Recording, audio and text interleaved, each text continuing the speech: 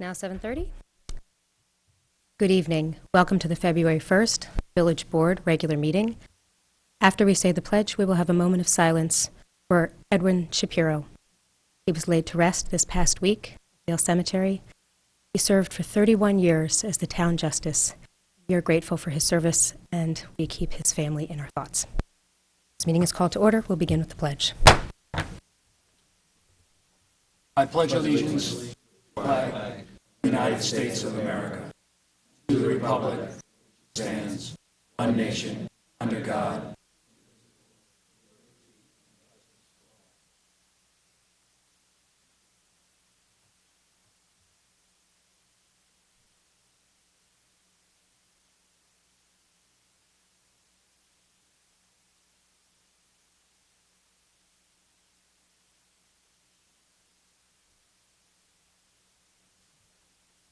Madam Clerk. Trustee Codman. Present. Trustee Levin. Present. Trustee Bazemore.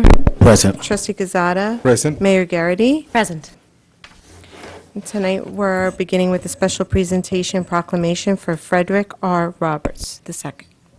Yes, we are. Tom, we're going to need the mic. I'll come on down.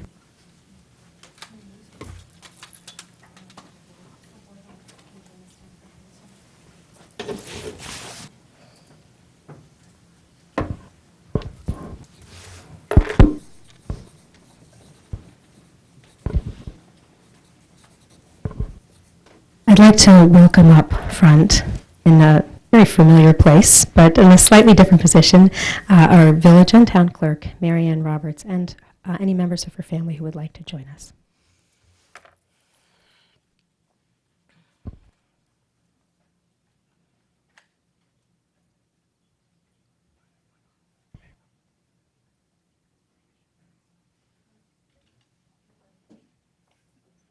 So, Mary Ann, I've not looked through the history books to find out how long you have, if you are truly our longest serving elected official in the community, but I think you may be going for the record. But you're not the only member of your family who has served our community in a perhaps slightly less visible way. Fred has gave very much of himself to our community through his passion and desire to share information about the history of our community. Through the Ossining Historical Society, and then his official appointment with the Historic Preservation Commission. And so we are grateful for the opportunity to say thank you to Fred and to the family. And with that, we have a proclamation which I'd like to read a portion of this evening. Whereas Fred Roberts always had an earnest interest in history and a dedication to the community of Ossining, he served the village of Ossining by giving of his time to the Historic Preservation Commission, as well as being a member of the Ossining Historical Society for many years. And whereas Fred helped to preserve the rich history of Ossining through his good works on the Historic Preservation Commission, ensuring that our beautiful downtown holds on to its historic charm, also through his commitment to the Historical Society, and with sharing his understanding of this community's past, along with his personal stories of growing up in Ossining, we were given a true vision that perhaps few have had the privilege of. And whereas Fred is deeply missed, not only by his lovely wife, Mary Ann, who has served this great community in the role of mayor, trustee, and clerk, but by all who knew him, tonight in his memory, we honor him for his dedication to our community. Now therefore I, Victoria Garrity, Mayor of the Village of Ossining, on behalf of the Board of Trustees, residents, and merchants of the village, do hereby recognize Frederick Roberts as he is remembered and honored today for his service, and urge all our residents to join us in honoring him.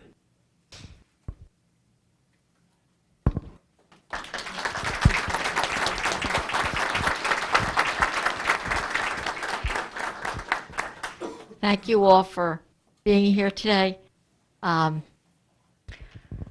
Fred was very dedicated to this community.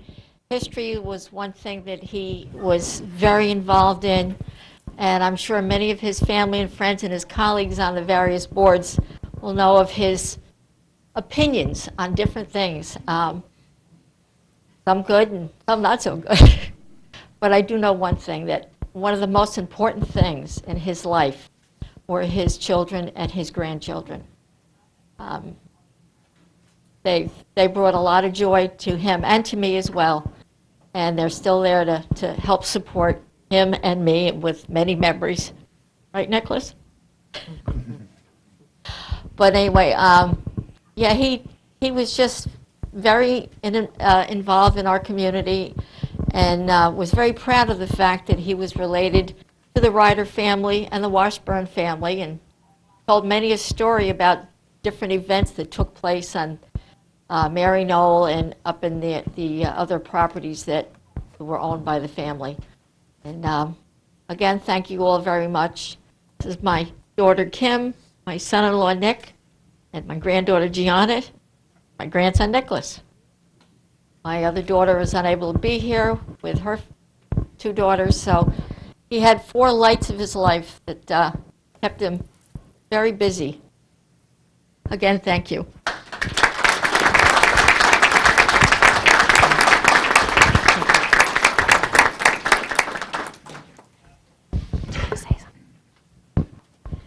I want to say thank you to Trustee Quesada and to the Historic Preservation Commission for helping bring us together tonight to be able to honor Fred, and thank you to all of you for helping witness it and to celebrate all that he's contributed. Oh, I see that Joanne Tall is here, the chair of the Historic Preservation Commission. Do you want to say a brief word while the family is still here? Now that I've put you on the spot on camera, would you like to say a brief word while the family is still here, Joanne?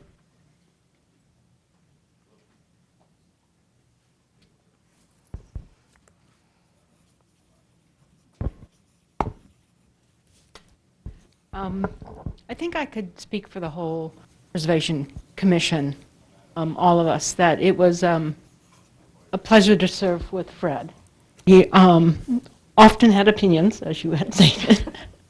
He was delightful to talk to. He was a real conversationalist.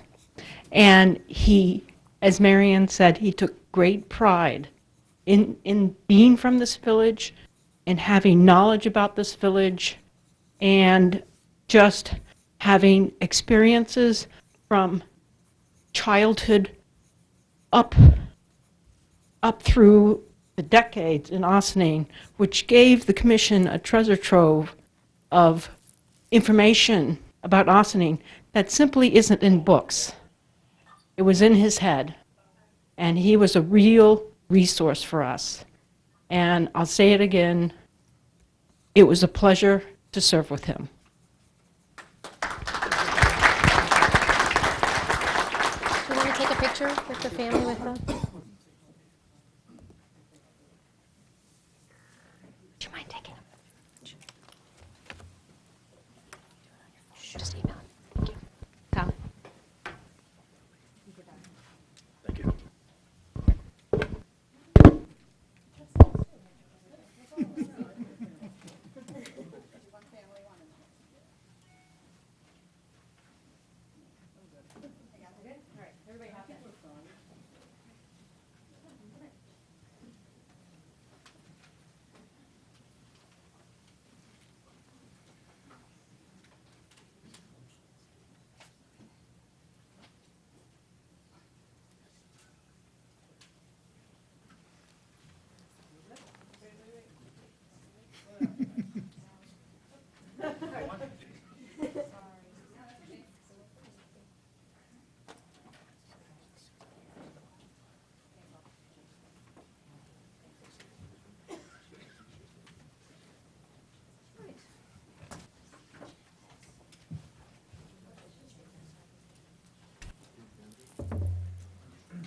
All right, we have a long and exciting agenda, and next on the list, I'm going to hop back down and take that mic again, Tom, because we're about to hop out of order, and I'll let the clerk guide us in our next resolution that we're going to jump down to is item C. We are jumping down to Resolution C, the swearing in of the new police officer, Joseph R. Schwartzman. Resolved, the Board of Trustees of the Village of Ossining hereby appoints Joseph R. Schwartzman, a third-year police officer in the Village of Ossining, effective February 6, 2017, at an annual salary of $84,761, third-year salary. Do I have a motion? So moved. Second. On the board, Madam Clerk. All those in favor? Aye. Opposed?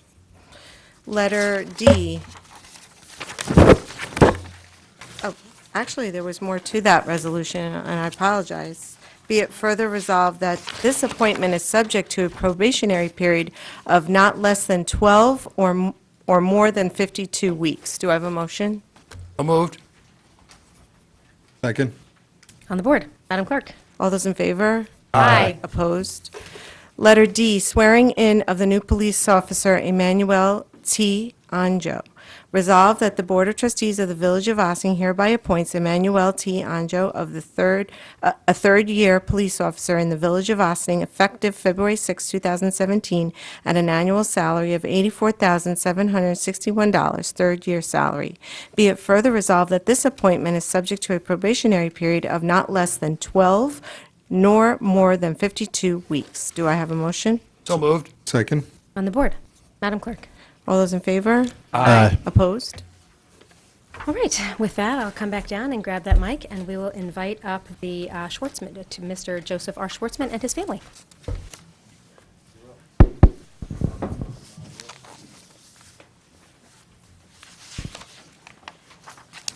Thank you very much.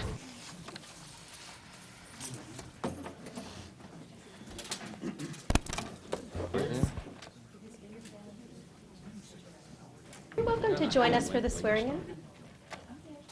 Oh, we don't.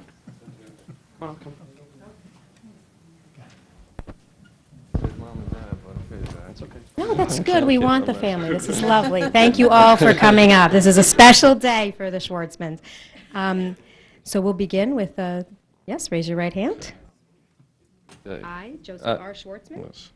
Being duly sworn. No, you have to say that. Okay. I, Joseph R. Schwartzman, being duly sworn, state on my honor. I say it. Can you repeat it? Oh, It's like okay. getting married. Okay, gotcha. Except it's the village. All Okay. right, so we'll start again. Okay. I, Joseph R. Schwartzman. I, Joseph R. Schwartzman, Being duly sworn. being duly sworn, State on my honor. state on my honor I will never betray my badge, that I will never betray my badge, my integrity, my character, or the public trust. my integrity, my character, or the public trust. I will always have the courage I will always have the courage to hold myself and others accountable for our actions.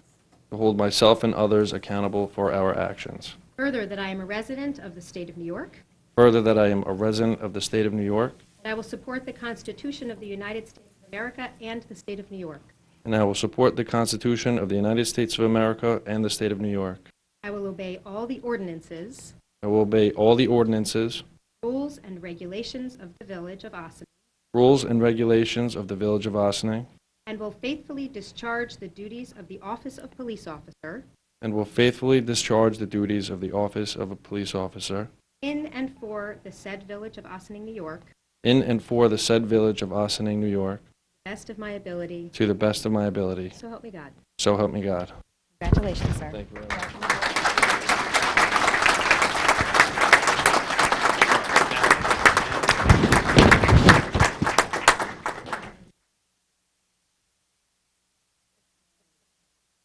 There you go. All right, congratulations, Joe. Say nice things now. Yeah, we're going to say nice things about you. Joe, you're not the mayor, you're going to be a cop, so we're going to let the mayor read from now on, all right? Joe joins us from the Eastchester Police Department. A lot of times we look at local people and we try to bring in community members to work in the community because that's great. Every so often somebody comes through for an interview and they just strike you as the person that you've got to have here. And Joe's one of those people. He came to us and said, this is the kind of place I want to be. I want to work in a police department that's engaging, and I want to get with the community, and I want to help people, and not just that I want to help people, but I want to make a difference. And when we hear people that come in like that, that share our values and that believe in our mission, we've got to have them. So, Joe, welcome to Ossining, and we expect great things from you.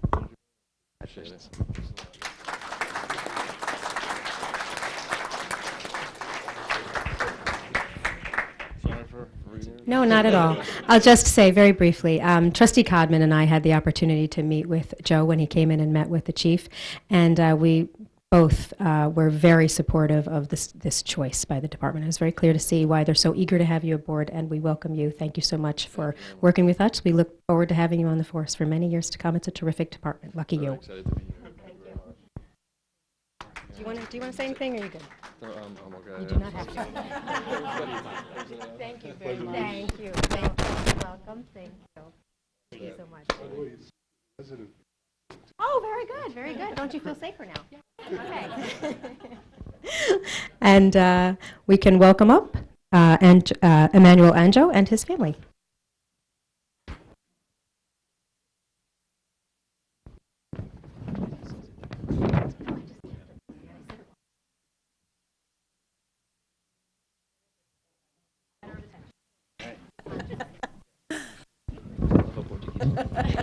Come on up, everybody. All right, so you're lucky because you get to go second. Raise your right hand and repeat after me. I, Emmanuel Anjo, I, Emmanuel Anjo, duly sworn, being duly sworn, state on my honor, state on my honor, will never betray my badge, I will never betray my badge, my integrity, my character, or the public trust. my integrity, my character, or the public trust. I will always have the courage to hold myself I will always have the courage to hold myself and others accountable for our actions. accountable for our actions. Further, that I am a resident of the state of New York, Further, that I am a resident of the state of New York, and I will support the Constitution of the United States of America and the and I will support the Constitution of the United States of America and the state of New York. I will obey all the ordinances, I will obey all the ordinances, rules, and regulations of rules, and regulations of the Village of Ossining, and will faithfully discharge the duties of the office and will faithfully discharge the duties of office of police officer in and for the said village of Ossining, in and for the said Village of Ossining, New York, to the best of my ability. to the best of my ability. So help me God. So help me God. Welcome aboard. Thank you. Thank you.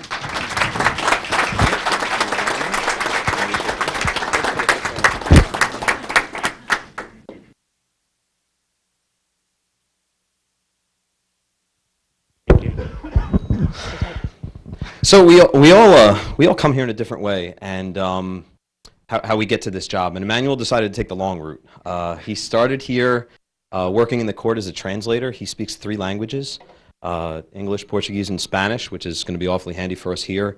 And we had a lot of contact with him, and everybody said, hey, that guy in the court, he's really good. He wants to be a cop. We should pick him up. And then the DA's office came and said, hey, that guy in the court, he's a really good guy. We should pick him up. And for reasons beyond our control, he decided to go be a cop in Mount Vernon. Thankfully, he's come to his senses, and we've got Emmanuel back here with us. So we're looking forward to having him here with us. We're glad that he came home. He's a longtime resident of Ossining. He's got a bachelor's degree and a master's degree, both from John Jay College. And that combined with all of his other skills and great things said from the guys that he's worked with in Mount Vernon, we're expecting fantastic things from you as well. So we look forward to working with you. Thank you. Congratulations. Thank you very much.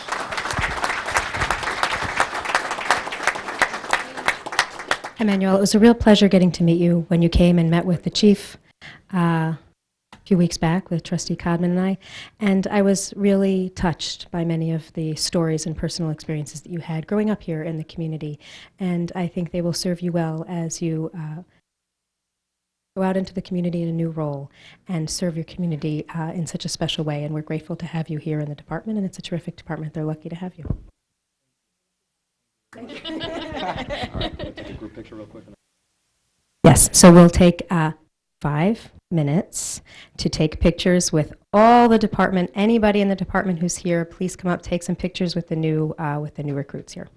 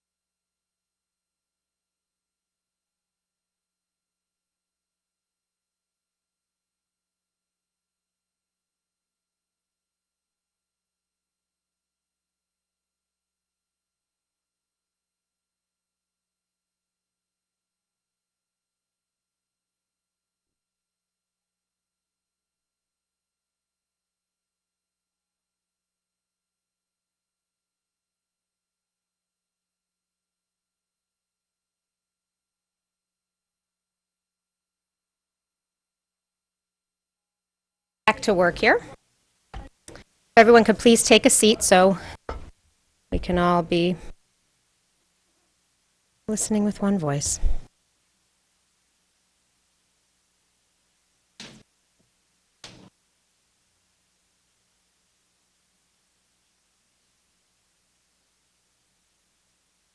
I'm waiting for the clerk to sit down, but actually I think the next thing, no, that's okay. I think the next thing is mayor's and trustees announcements, so I could probably jump into that, right?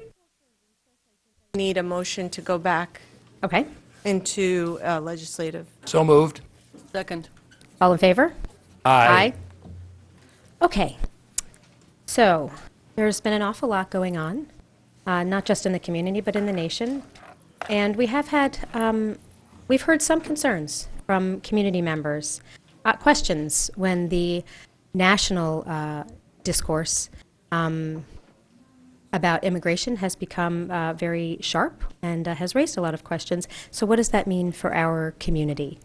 And with that in mind, a number of us, all the elected officials, law enforcement, and legal counsel have had a number of exchanges, including all of us sitting in a room tonight, and really taking a look at what are our current policies and practices and what may be suggested by our state attorney general. And I found it very reassuring. It is consistent with what my understanding was of our policies and practices, and I know the chief may be referencing this in his comments tonight, that our policies and practices are consistent with the intention of what the Attorney General had to say, which is everyone in our community can feel safe coming to their local law enforcement officer, because our job is to enforce the local laws. We are not a federal agency. And that has always been the case. And if anything changes, and we need to have further conversations and review policies and practices, then we will. And if there's ever any change that is needed in our policies and practices, then we will communicate that to the public. But for now, what's really important to us is that for the safety of us all, that if there is a crime that is committed, whether a person is documented or undocumented, they can and should come and report it to their police department. And that is in the best interest of all of our public safety. And I am grateful that we have a department that operates so consistently and admirably in this regard. Other announcements? I do.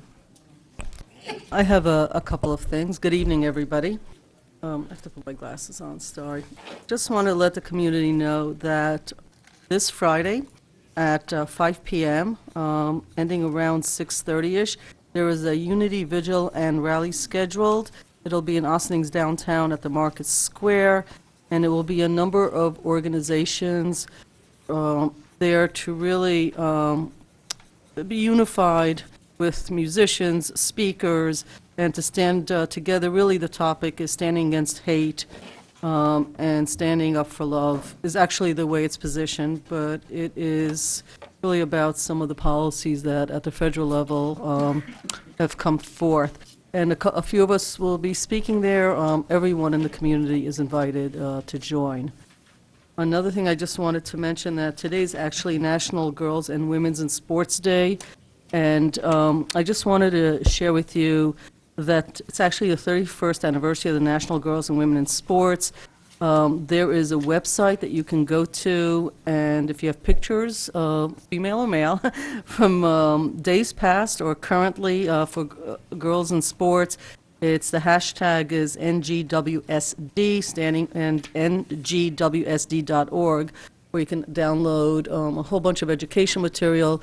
Has a lot to do with the importance of having girls in sports and the youth success of Title IX. When I called my daughters this morning, both of whom are in sports or in college, they actually forgot what it was. And so I'm sometimes happy about that, because that's how successful that program has been and very important.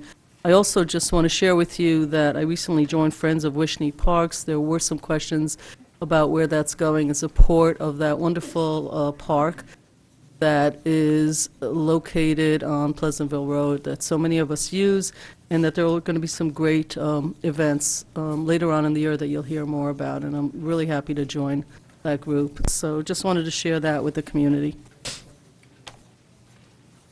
Announcement. Madam Clerk. Okay, we'll move into administrative reports. Interim Village Manager Paul Frioli. Thank you, Anne Marie. Good evening, Mayor and Board. Evening. I would like to discuss a few of the resolutions on this evening as my report. I'd like to reference Resolution J, the authorization to advertise for bid on material and supplies. The public and the board recalls this used to be an annual item that used to be put on as a resolution to allow multi-departmental procurement of services and labor for its operating efforts within the village. A couple of years back, we changed it to every 2 years we would put this out to bid. I think we're getting an economy of scale there, and it also saves us from the administrative burden of having to issue that contract for letting and award every single year. So 2 years ago, we did what we're doing tonight.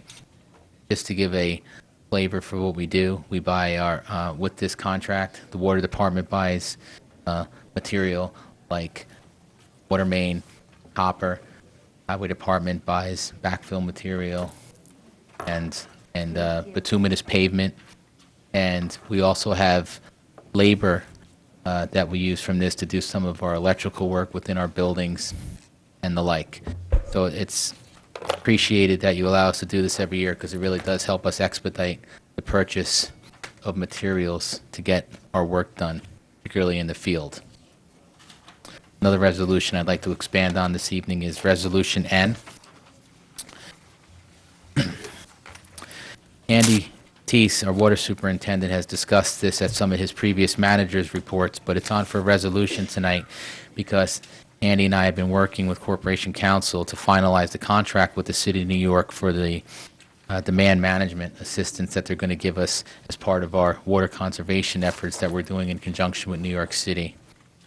We're going to receive close to $300,000 in the form of grants and vouchers from New York City that we intend much as possible to make them available to the public so they can help us achieve water conservation goals that New York City is looking to have in 10 communities north of the city. We're one of them. We're one of the top 10 users according to New York City raw water purchase records, thereby allowing us to participate in this program. I think Stuart's going to expand on it a little, but I will say that just speaking with the deputy commissioner who heads up this program, who has been in front of this board a few times to give the details of this program, Mr. Bill Richardson, he was happy to say that we are the furthest along out of any community, and he's happy about that and appreciates our diligence in bringing this to fruition because he's very much behind this program, and he's happy that we're setting baseline for it. Resolution P, I'd also like to expand on.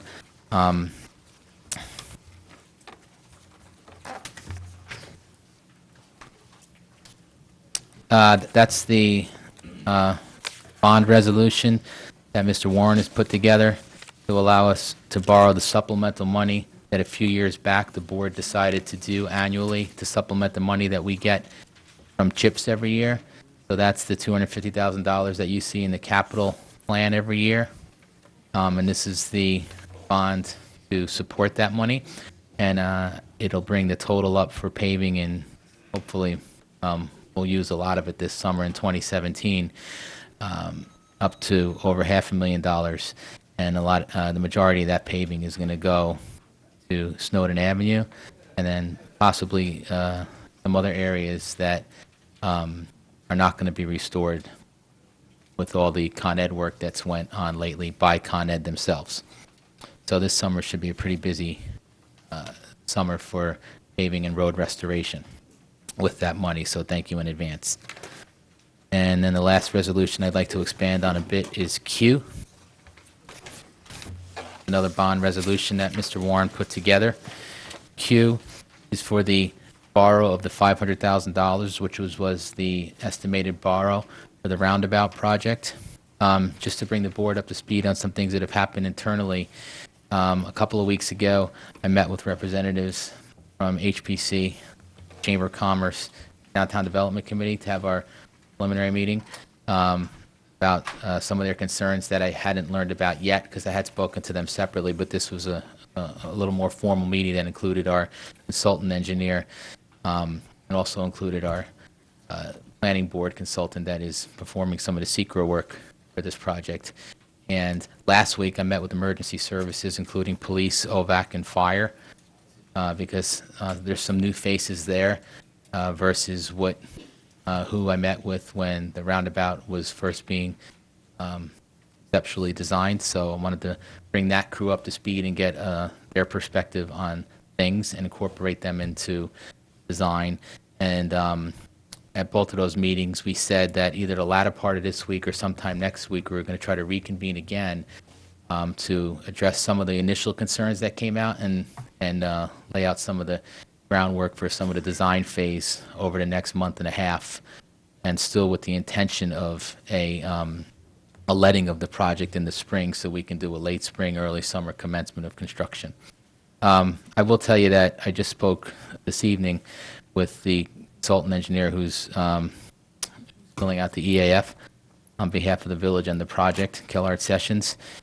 He's still waiting for some design documentation from Mazer Consulting, who's the design engineer for this project, but once he gets that all in, he's about 80% complete with the form. Once he gets that, it's going to be completed. He thinks next week, and once he completes it, we'll obviously submit it to the board and prepare a resolution. Thereby, you'll declare your intent to be the lead agency, I'm going to assume there, and the notice will be sent to all the involved parties and interested parties, and then you can close SECRA as early as 30 days after that and possibly adopt a negative declaration. But that's all to be determined based on, what comes out of 30 days. At the very least, we talked about it in the internal meetings that I referenced earlier, and I'll say it again tonight. At the very least, we're going to expect middle of the documents and to solicit a response from SHPO on the project itself. Can you That's remind people what does SHPO stand for? State Historic Preservation Yeah, thank you. Organization. That's where we are with the roundabout project and resolution Q, and we need to pass Q so we can stay on track to get the funding in place to satisfy that summer construction schedule. Thank you. Thank you. Madam Clerk? Corporation Counsel Stuart E. Kahan. Thank you, Anne Marie. Good evening, Mayor and members of the board. On this evening's agenda, one thing I would like to talk about are two bond resolutions which have permissive referenda as a possibility. And I did want to give some explanation to the board and to the general public with regard to the procedure with regard to permissive referenda. With a public referendum, voters in the village have the right during a specified time period to petition the local government requesting a vote on a particular resolution approved by the board. Not every resolution is subject to a permissive referendum. New York law lists those matters which are subject to a permissive referendum. And among the matters subject to a permissive referendum are certain bond resolutions, as detailed in local finance law, section 36.00. The process for a permissive referendum is detailed in New York Village Law, section 9-900, in the sections that follow. The procedure is as follows. First, within 10 days after the Board of Trustees adopts a resolution subject to a permissive referendum, the village clerk shall post and publish a notice, which notice sets forth the date of the adoption of the resolution. The notice is to contain an abstract of the resolution stating the purpose and that the resolution is subject to a permissive referendum. Second, within 30 days after passage of the resolution, a valid petition must be filed with the village clerk. If no petition is filed within 30 days, the resolution goes into effect by operation of law. 3, the petition filed with the village clerk must include a number equal to at least 20% of the electors as shown on the register of electors for the last general village election, which in this case would be November 2016. According to the Westchester County Board of Elections, as of the last general village election in November 2016, there were 10,727 registered electors. Please note, this is not the number of people who voted, but the number who were registered to vote. The 20% requirement equals 2,146 signatures on petitions. Fourth, Village Law Section 9-902, Subdivision 8, provides the form of the petition and the language that must be included on that petition. 5, if a written challenge to a petition is received within 5 days after the petition is filed, and that challenge would be received by the clerk, the matter is to be referred to a justice of the Supreme Court in Westchester County for determination. That challenge is conducted pursuant to the same procedure followed under New York's election law, Section 16-116, which provides that the proceeding is given a preference over all other matters and is to be decided in a timely manner. Additionally, and importantly, the village clerk has an independent responsibility to determine that the petition is prima facie valid. It's my understanding that previously there may have been some discussion that the number was 5% of the registered electors or those who voted. That is actually the requirement for a town election or a town referendum. In a village, it is 20%. Number 6. Now, the timing of the referendum depends upon when the petition is filed.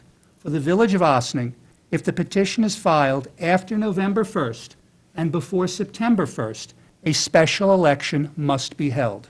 That special election must be held not less than 10 nor more than 60 days after the petition is filed. Arrangements will have to be made with the Board of Elections to get voting machines and election inspectors.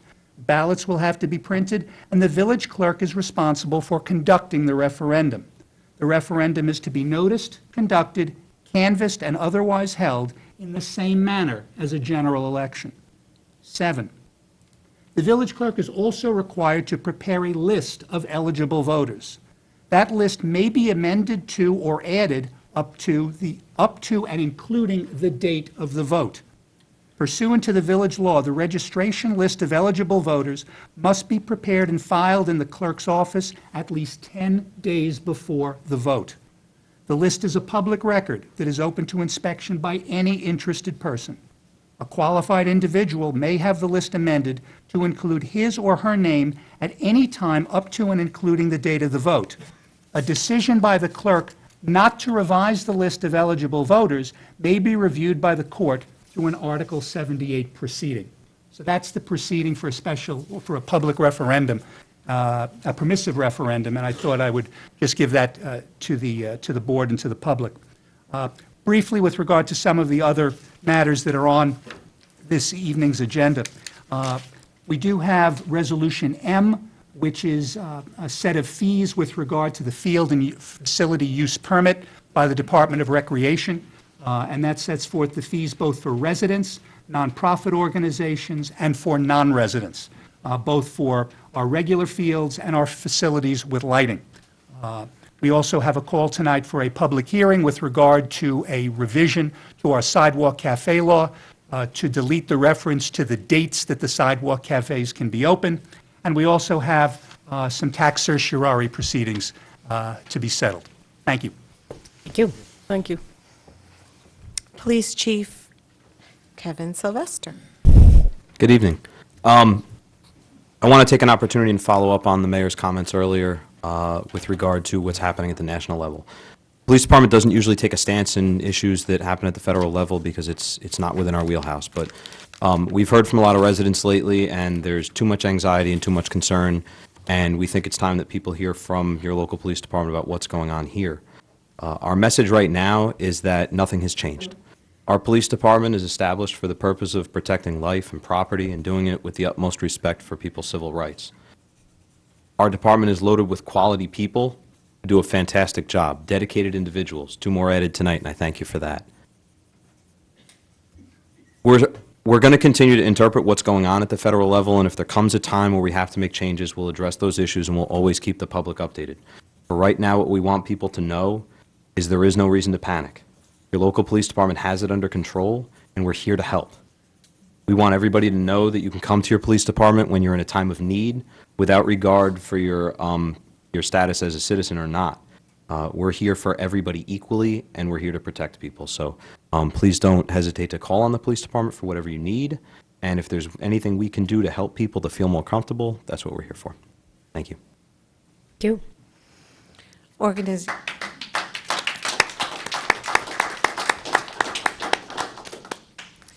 Organization announcements. Is there anyone here who wishes to address the board on organization announcements? I do, actually. You have 2 minutes in length. Thank you, Madam Clerk. I will use it judiciously. Clock starting. Oh, wow, geez, did you really? Okay, so next, this Friday, no, when's the 10th? Next Friday. You hear me talk regularly about the Ossining Documentary and Discussion Series. It's one of the organizations I'm pleased to be a part of outside of my work as mayor. And this month, in February, we have a bonus, an extra screening that is being organized in partnership with Riverkeeper. And so there are a couple of different changes. Not only is it in partnership with Riverkeeper, but it's on a Friday, usually on a Thursday, and it doesn't start till 7 o'clock, so it gives you a little more time to get home from work. So please join us next Friday, February 10th, at the Boudars Theater, and the name of the film is The Hudson River at Risk. And the Q&A will have 4 panelists.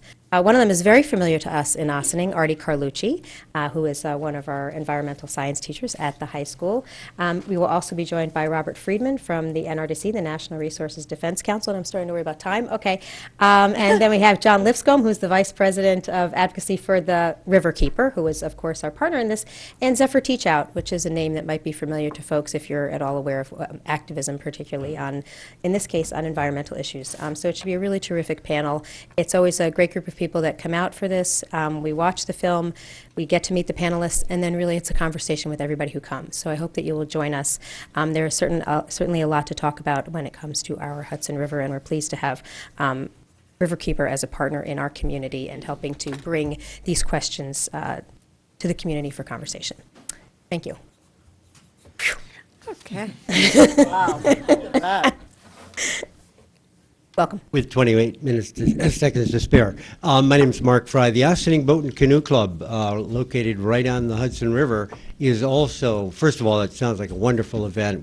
At the Ossining Boat and Canoe Club, we've been partnering with Riverkeeper for a long, long time and very strongly support Riverkeeper's efforts, in fact, a massive effort to prevent the proposed anchorages on the Hudson River. There are over 10,000 comments have already been received. Riverkeeper did a phenomenal job, so I encourage everyone to go to that panel. It sounds fantastic. Another exciting event is on February 5th, you will all be torn between either the Super Bowl or the wonderful concert at Boudars Library, a fantastic jazz musician, or the fishing tackle sale and swap at the Ossining Boat and Canoe Club on Sunday, February 5th, between noon and 5 p.m.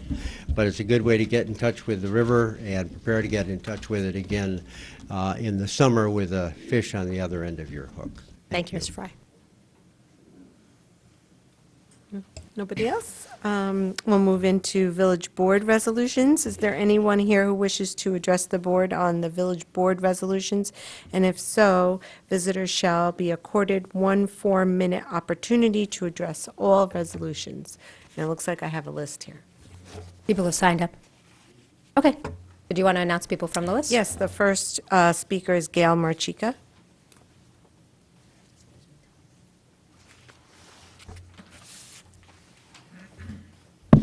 Good evening. Good evening. On behalf of the Chamber of Commerce, I'd like to make the following comments regarding the roundabout. The Greater Ossining Chamber of Commerce functions as the voice of business in the Greater Ossining area. Part of our mission is to interface with local government on matters of concern to the membership. Our membership includes local businesses, merchants, retailers, restaurateurs, professionals, and first-time business owners, many of whom are also residents in the Greater Ossining area.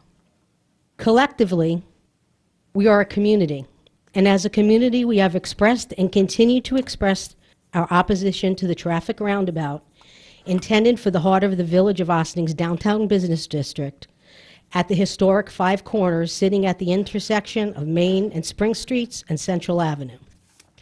This project is being proposed and hastily pursued by the current Village of Ossining Board of Trustees, with intended construction to begin as early as May 2017, and with Market Square to be used and occupied as a staging area.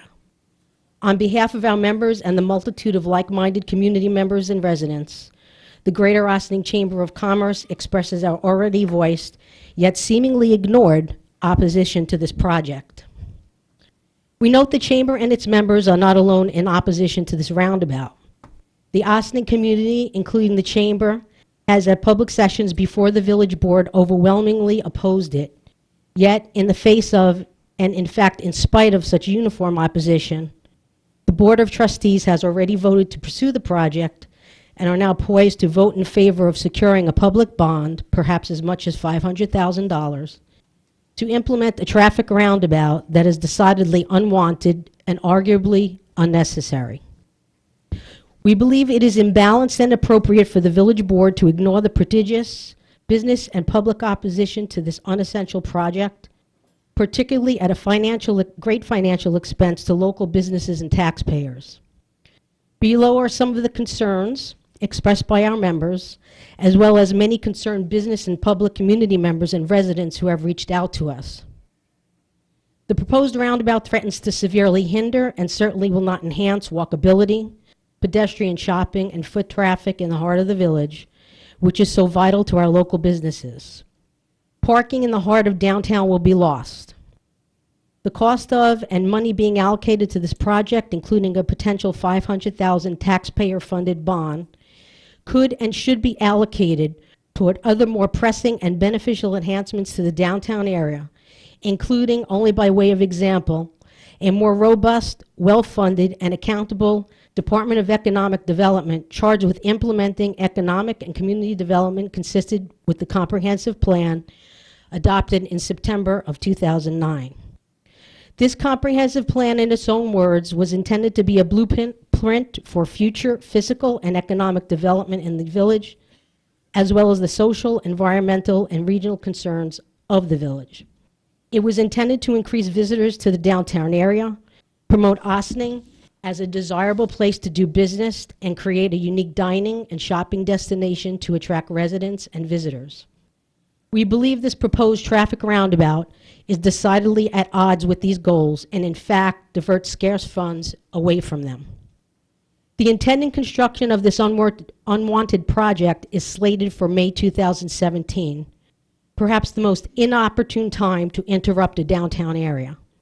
The spring and summer months are essential for the economic success of a vibrant downtown, and efforts should be made by a local government to promote its use during this period, not hinder it through disruptive construction. Businesses, Thank restaurants, you. Ms. Marchika, I would sorry, like we to have to be finish. consistent I with would like to everyone. finish, ma'am. I'm asking I that would like everyone to please finish. take their 4 minutes. Businesses, Marchika, restaurants, coffee please shops, submit your merchants, written and comments shops in writing. have generally higher revenue during these months. To preserve the Revenue that fairness is of typically everyone, we ask that you anticipated and please submit necessary your in order comments to in ensure writing. success and survival. No Everyone disrespect has- intended. I have 2 more paragraphs I'd like to finish. Use of Market Square as a construction staging area and the general Making time anticipated away for other disruption people. You know that. You caused by realize we're trying to do construction this during the fairly summer for mill. everybody. Please And I'm don't going to raise keep your voice, talking Mr. until Codman. you stop talking. Please don't Because raise you your- knew you had 4 minutes when you walked in If here. the bond And we is have to have nevertheless rules passed of by the order village in this board, room. we And all have rules You are of being order. very disrespectful here. At to a the public process. meeting on February Very 1st, disappointed in the we urge chamber those that who you are would opposed to this represent them, project. And you would be out of order Further like this. information will be disseminated by the Chamber of Commerce moving forward. I thank you Very for your time disappointed. this evening. Please submit your comments in writing. As we are, thank you. Ms. Marchika, can I have it? Can you submit that in or not? Thank you. Madam Clerk, who is next on the list? Harry Campbell, please. I would ask that everyone please maintain the 4-minute recommendation for everyone in the room. There are a lot of people who want to speak, and we want to hear from everyone. Mr. Campbell. Thank you. Harry Campbell, 25.5 William Street. And I'm a resident in Ossining since I was about 9 years old, so I've been here for a while. And I'm also on the board of directors of the Chamber of Commerce. I will keep my comments a little bit shorter because a lot of what I would like to say has been said. But I am also very concerned about the proposed roundabout, the negative effects that it would have on the downtown businesses, the safety issues for pedestrians. I know a lot of people walk around that area, and I see that it would be very unsafe. And it does seem that it's being rushed through, even though there's a lot of opposition. So that's what I'd like to say. Thank you. Thank you. Next speaker is John Van Steen.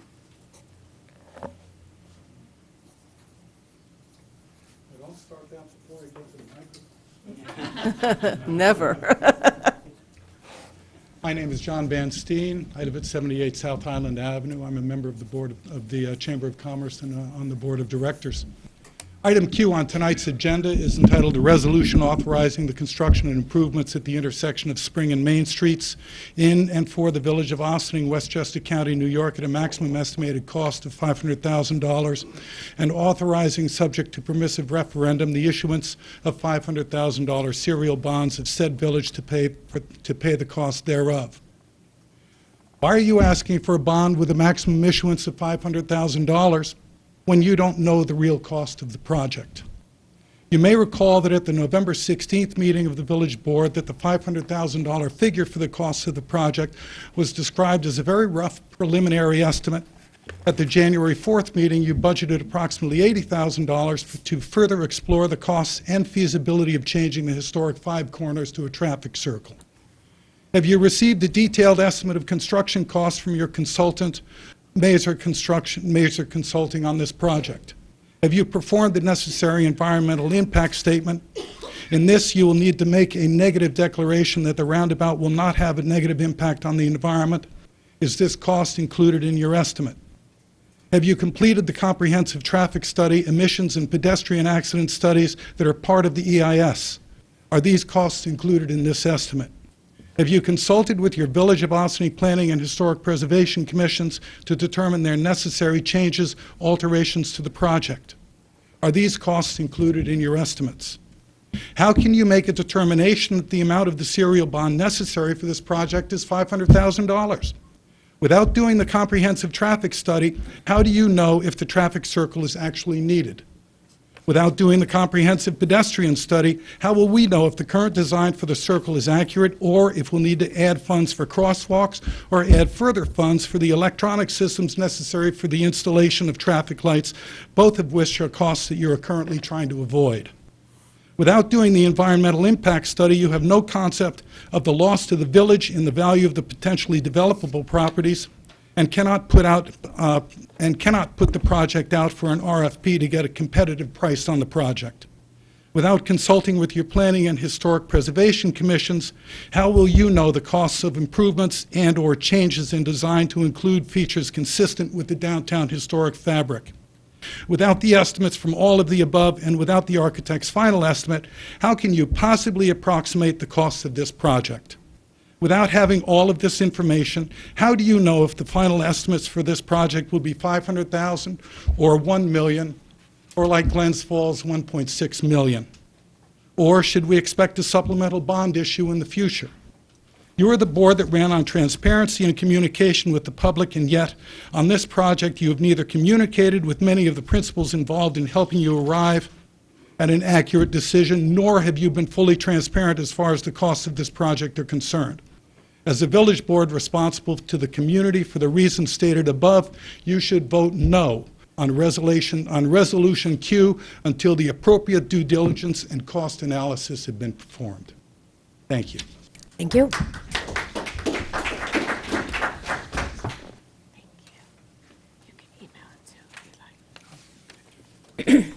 Madam Clerk, who is next? Christina Picciano.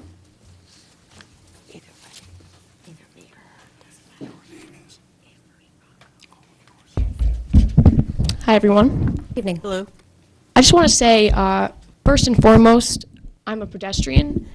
I moved to the village because I wanted a place where I could walk to coffee shops, salons, open door, and have a sense where I could feel closer to my community.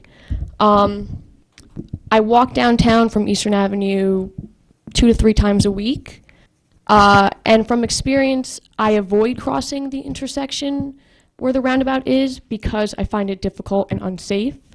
So I generally cross on Upper Main Street or farther down the road next to the not-so-historic post office. I embrace making a change for safety because I've seen the negative impact of unsafe traffic lights. When I was a student at OHS, a friend of mine was hit by a car right in front of Lucy's Pizza. Safety matters. As someone who occasionally commutes to the city, I'm looking forward to a decrease in my ecological footprint that the roundabout proposes. With the current federal administration, we need to take small steps on a local level to make positive changes for the environment. Although I do take pride in the history of our downtown, there is a fine line between historic preservation and hindering progress. Ossining is on the verge of being a booming river town, and I'm excited to be on the side of change. Thank you. Thank you. Thank you.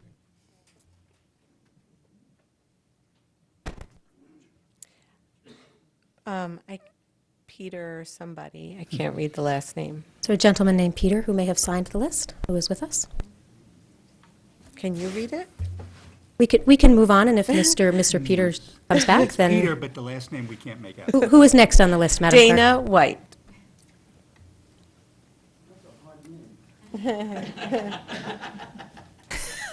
Try remembering it. Did you know it's the same name as the guy who created Ultimate Fighting? Google me. You won't get me, you'll get him. I'd just like to start, Dana White, 24 Ellis Place. I'm the Ossining Village historian, but despite that, I'm completely out of the loop on this entire discussion.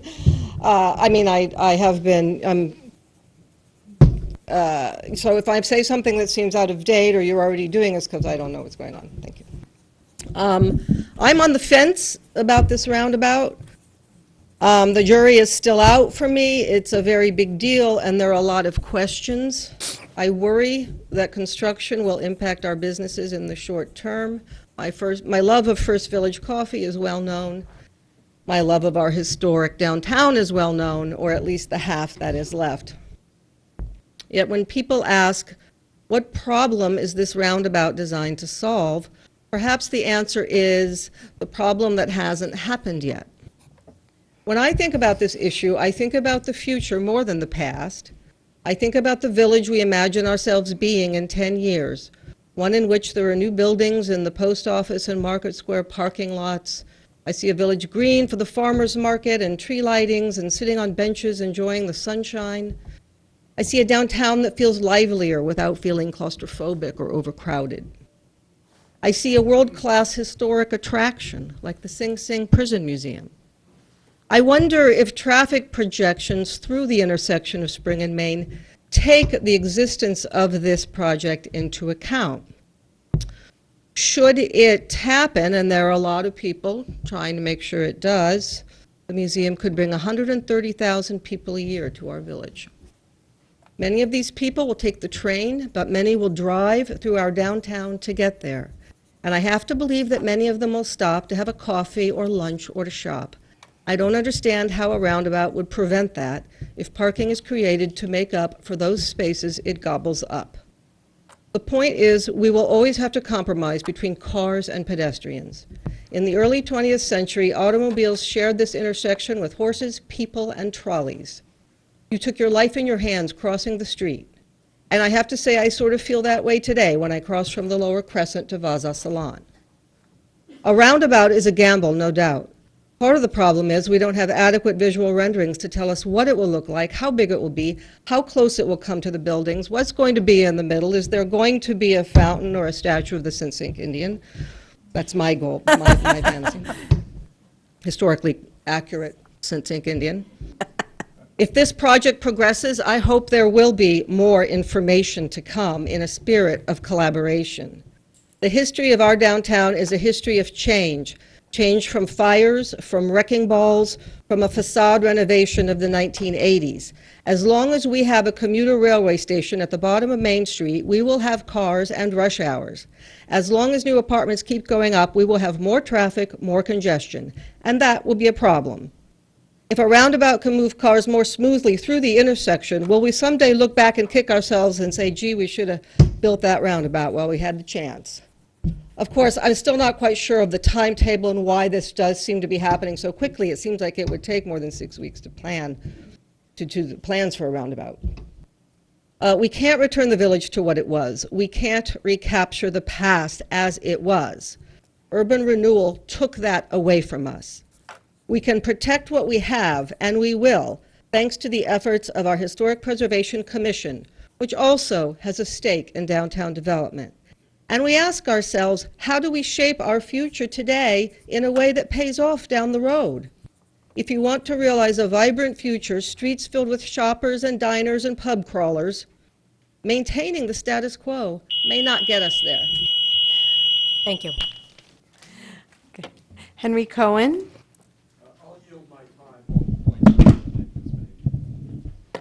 Brian Avanes. Oh, Ms. Morgan, people had signed up, so we're following the list of people that had arrived earlier and signed up. You want to sign? You didn't have to, but people who arrived earlier, since they did sign up, will honor their efforts. I just want to also say that for those of you that do have something in writing, you're welcome to leave it here for the record. Yes, please. Sure. So Brian Avenius, 103 Underhill Road, Ossining, New York, village resident. I just have two questions. I'll ask them quickly. I understand that you may not have the answers to these right now, but hope that over the course of this process, this will be made public so that folks can make an educated decision and be informed about the whole subject. Question one, when the board made the decision to make Spring Street a two-way street, was it made clear to your constituents that there would be a minimum $500,000 cost of that decision? Yes or no? And can the board provide any quantifiable evidence of economic gains resulting from the conversion of Spring Street from a one-way street to a two-way street? And I think that kind of follows up what some of the comments that Dana made about folks being unsure as to whether or not this is a decision that is really going to be for the good of the village, and having some data and some statistics that help validate and support the benefit of this would be fantastic. And that's all I have. Wow, just 3 minutes under. Wow. Thank you. That's not a roundabout. If you want to comment, the village engineer wanted to comment on the Spring Street two-way question. Well, before I do, I may ask the mayor, I've been taking some notes because there's other people that put questions into their presentation as well. I could either wait till the end to try to address them all, and if you stick around and I don't, might let them reiterate. It's up to you. Or I could just try to answer his and also answer a couple of the ones that I heard prior, or we can let everybody finish. Up to you. Why don't we do it at the end as one, and if anybody leaves, it'll be on the video, and they can just fast forward to this part. Okay. Thank you. Okay. Miguel Hernandez.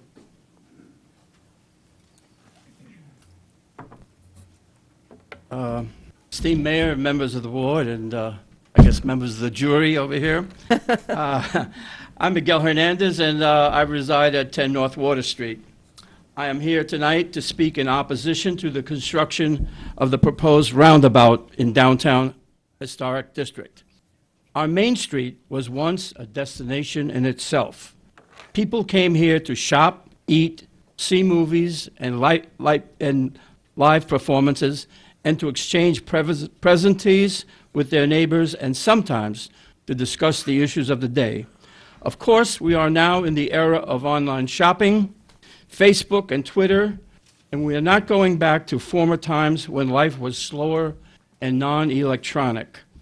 Nonetheless, the idea of human-to-human contact is still a cultural value that any civilization worthy of that name must retain. That said, the proposed roundabout is an unneeded obstacle to the revitalization of this village.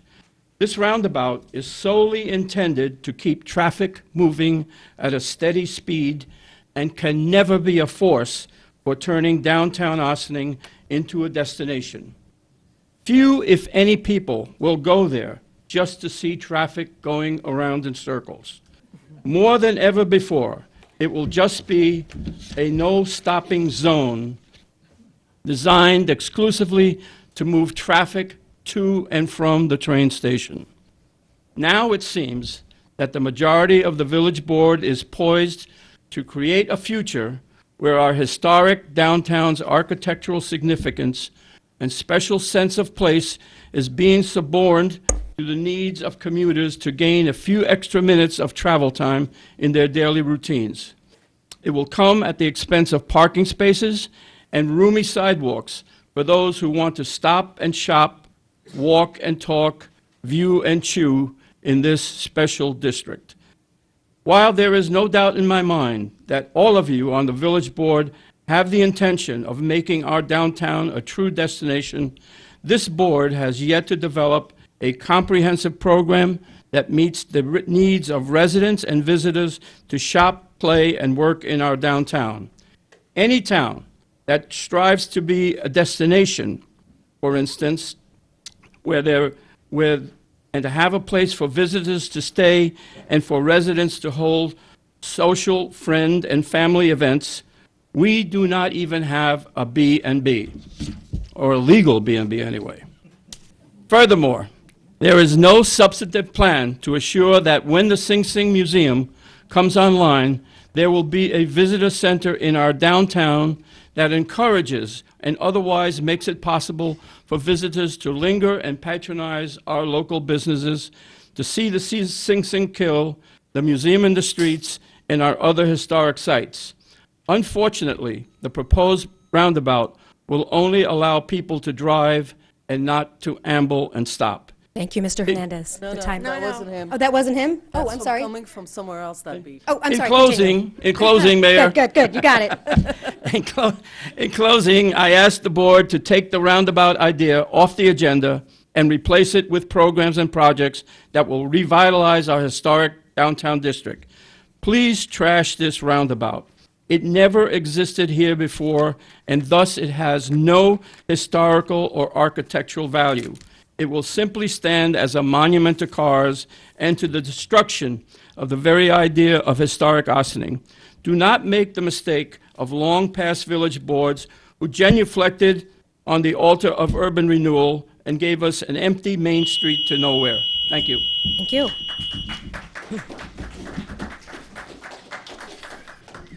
Thank you. Kaja Gam? Thank you. Good evening, members of the board. Kaya Gam, I reside on 55 Walden Road in Ossining, village of Ossining. Most have said what I would have said and what I have said in the past, so I'm not going to repeat. But I'm going to read a little bit from a very smart guy, Samuel I. Schwartz, who basically was the Mr. Traffic in New York City. Now, of course, New York City is a different animal than a small village. But there are some things that we can take away from his long years of experience. And I'm just going to read a few things here that I think is very, very poignant.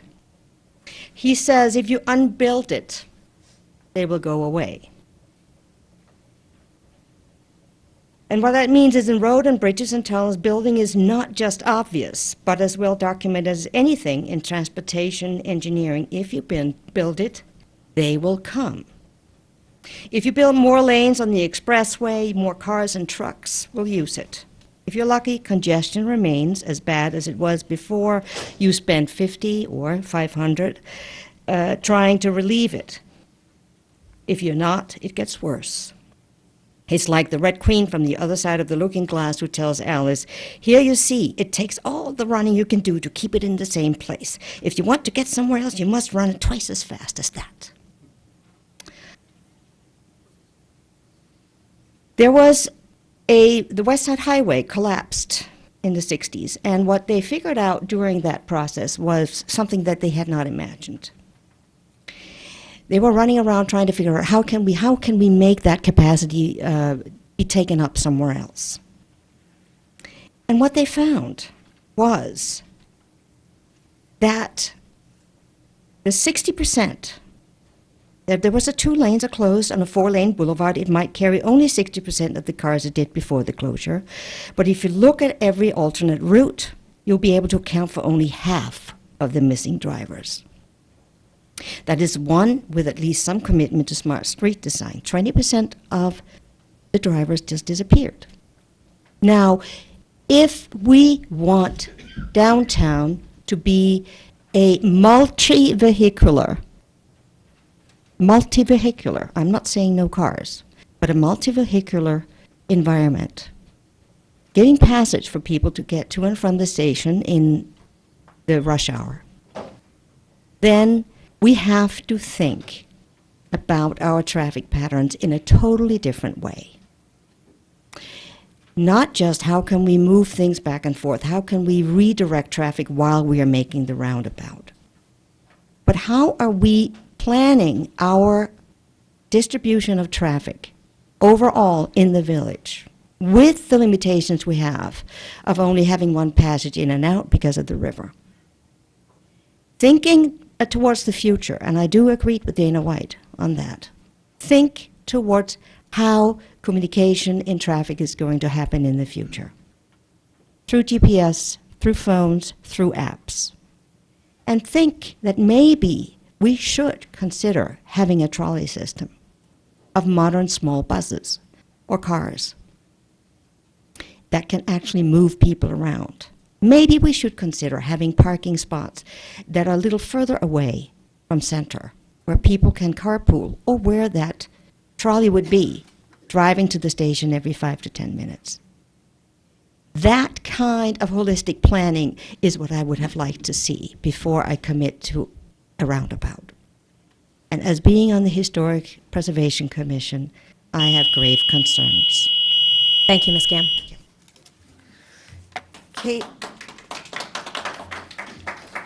Kate Permit.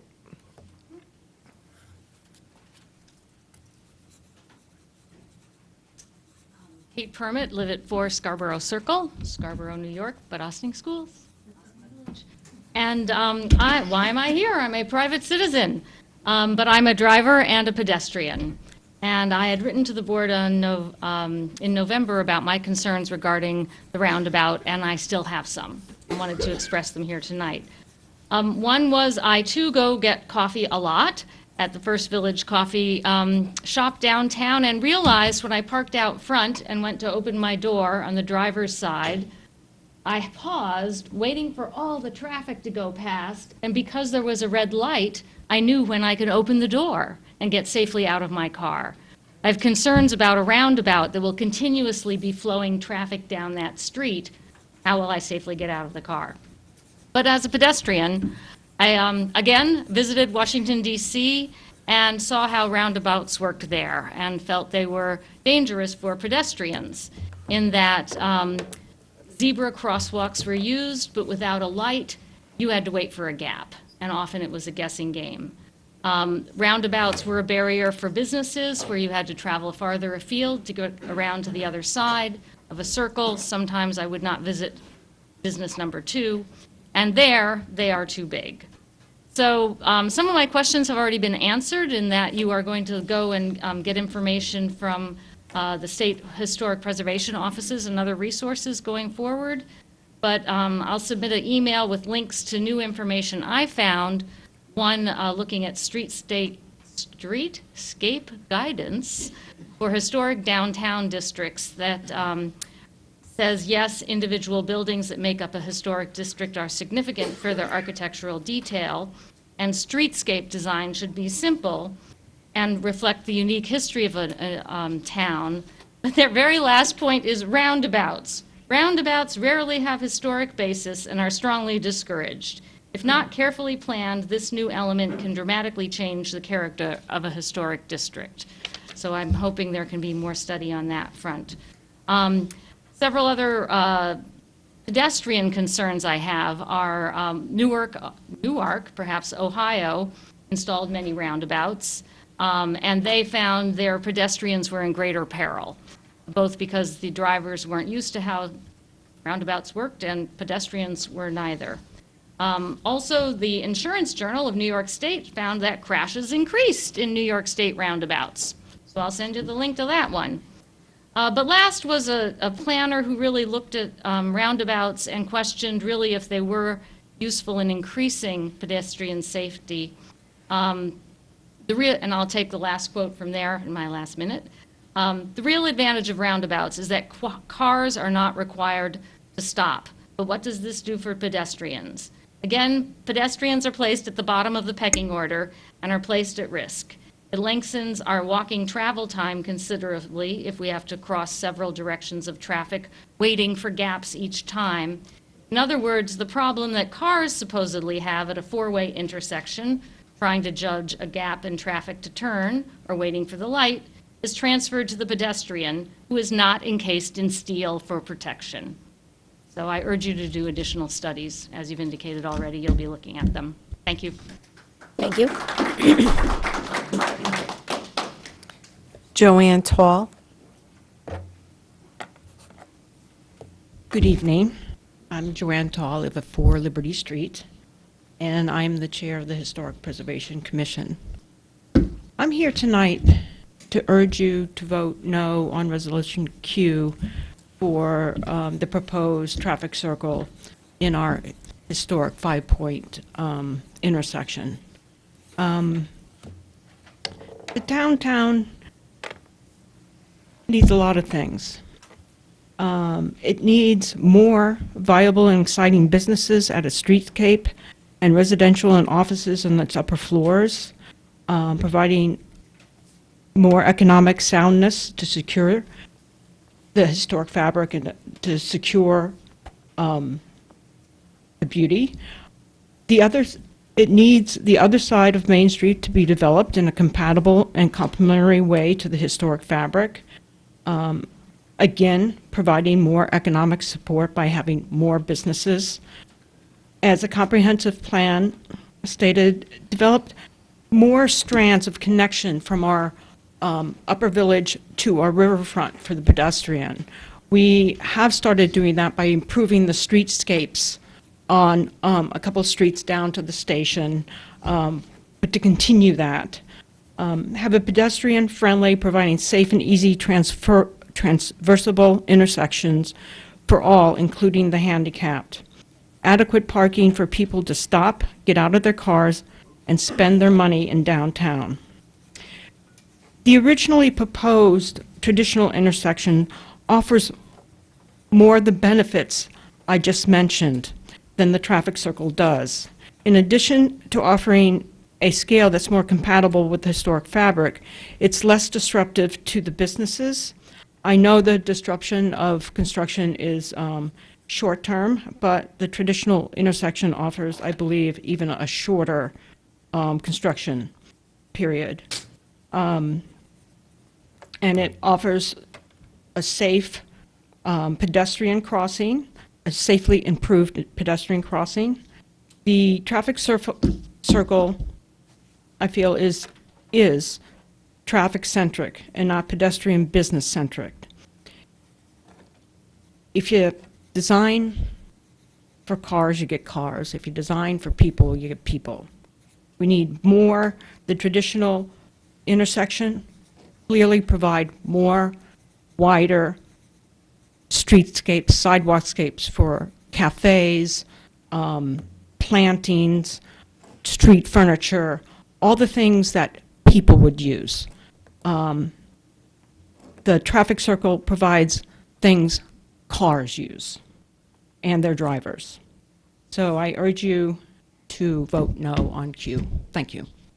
Thank you. Mark Fry.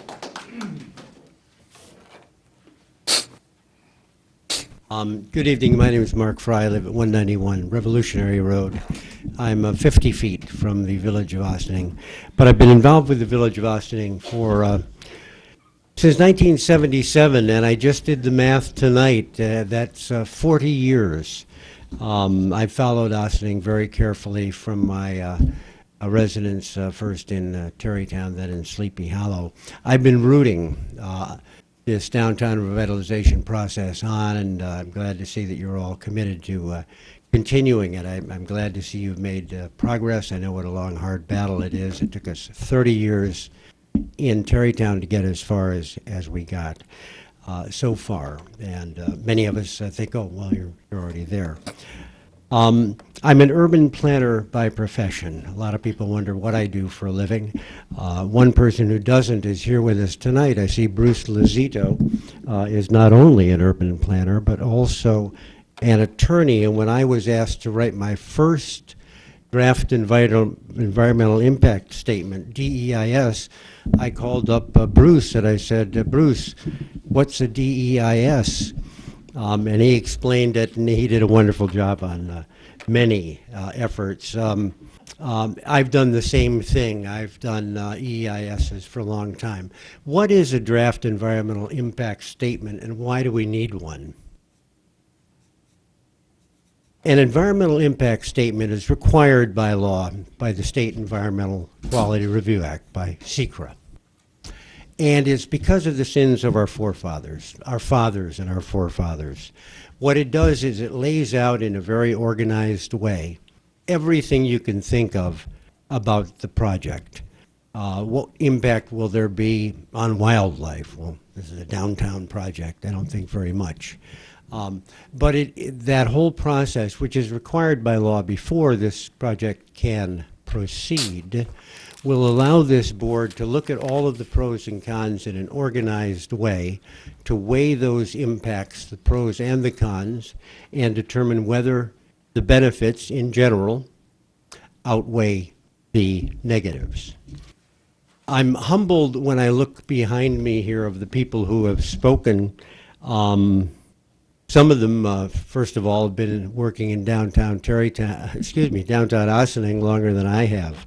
So when I see people like John Van Steen, who invested his heart and soul in this community, and Kaya Gam and Joanne Tall and Miguel Hernandez, you're not faced with a bunch of rebel rousers. What you're faced with are a number of eminent citizens, preeminent citizens, who have put their heart and their souls, and in some cases their lifetimes, into improving this village. I have no doubt. I know all of you personally, and I think you're all fine people, and I know that you also want very much to revitalize downtown Ossining, and I appreciate your efforts. But I would also have to agree that this is roundabout, and from my point of view as a professional urban planner, and with 30 years of experience in historic preservation, including in Ossining, I would say that this project is not appropriate for downtown Ossining.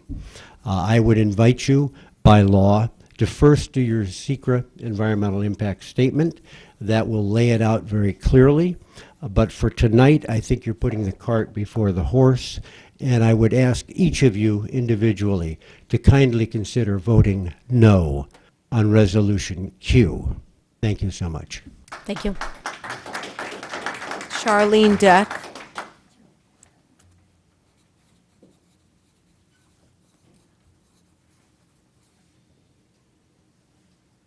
Charlene Deck, Waller Avenue. I've lived here 33 years as of 2 nights ago. We own our house, we paid off the mortgage. I live here and I work on Church Street. I also have multiple sclerosis. Some days I'm fine, some days it looks like I wobble a lot.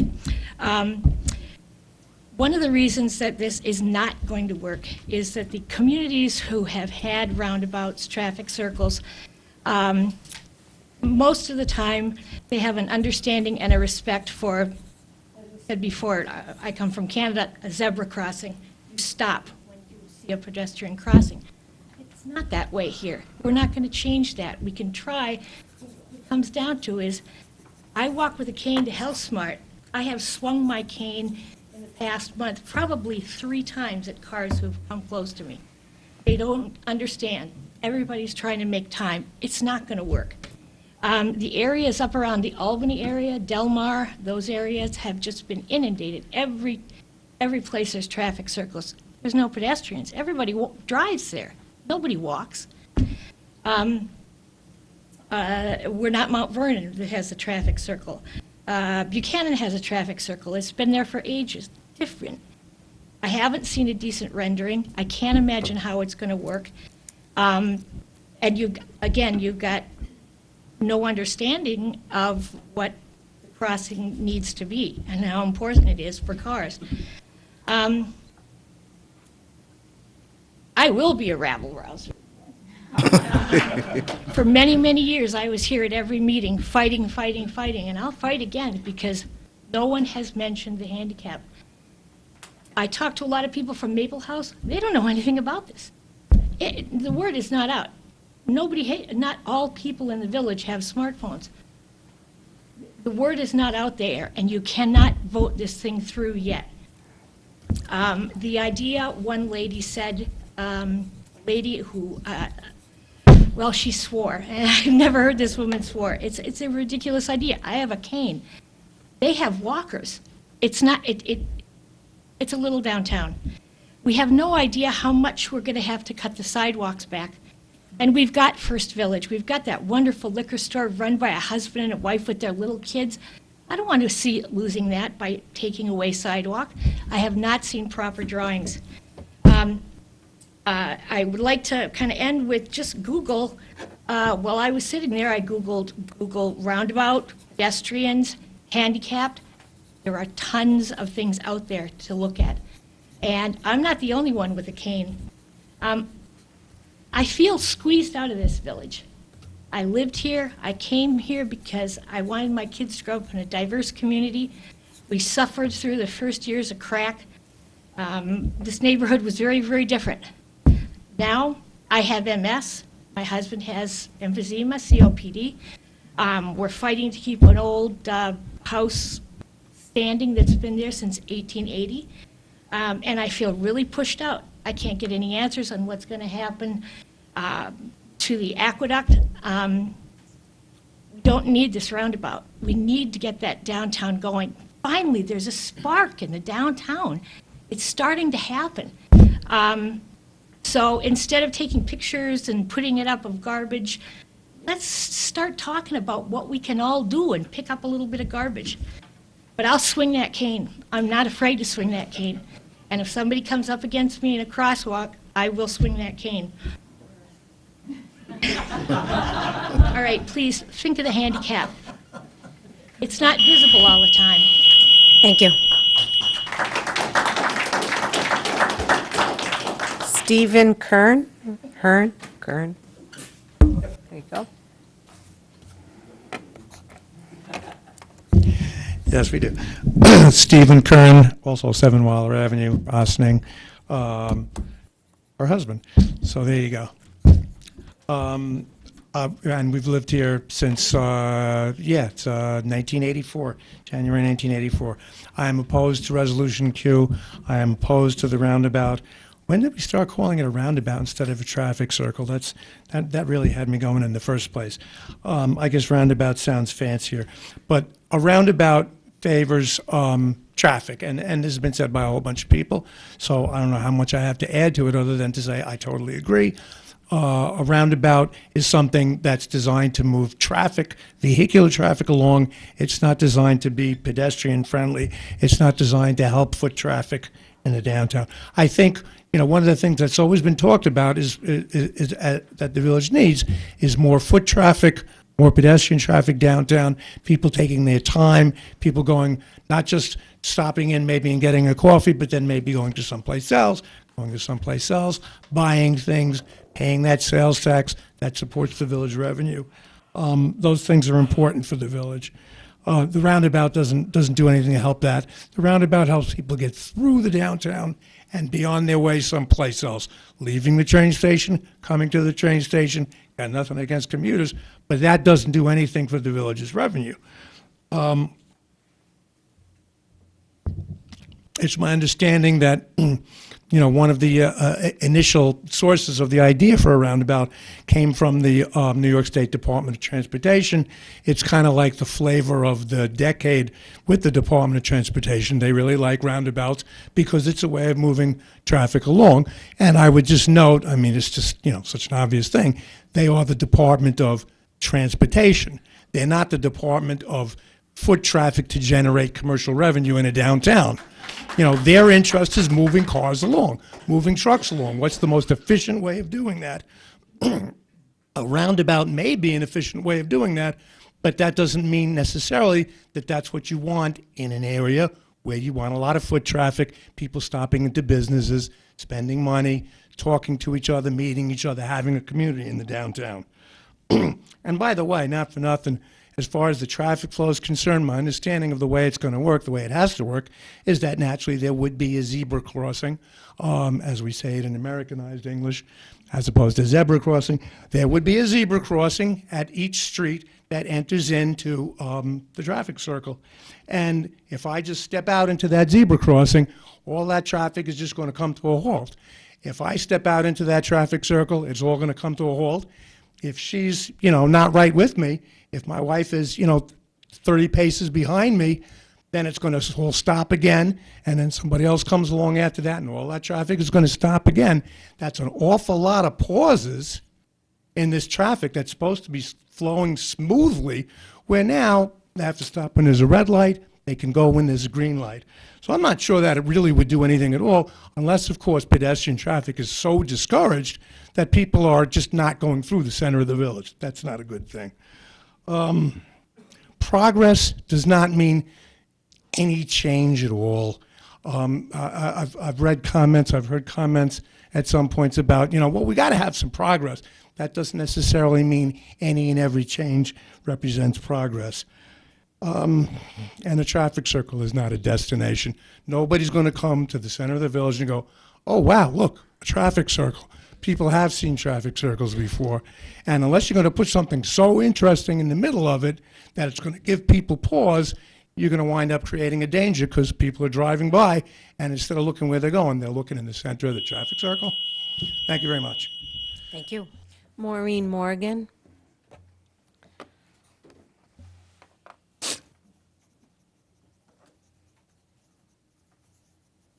Explain about this.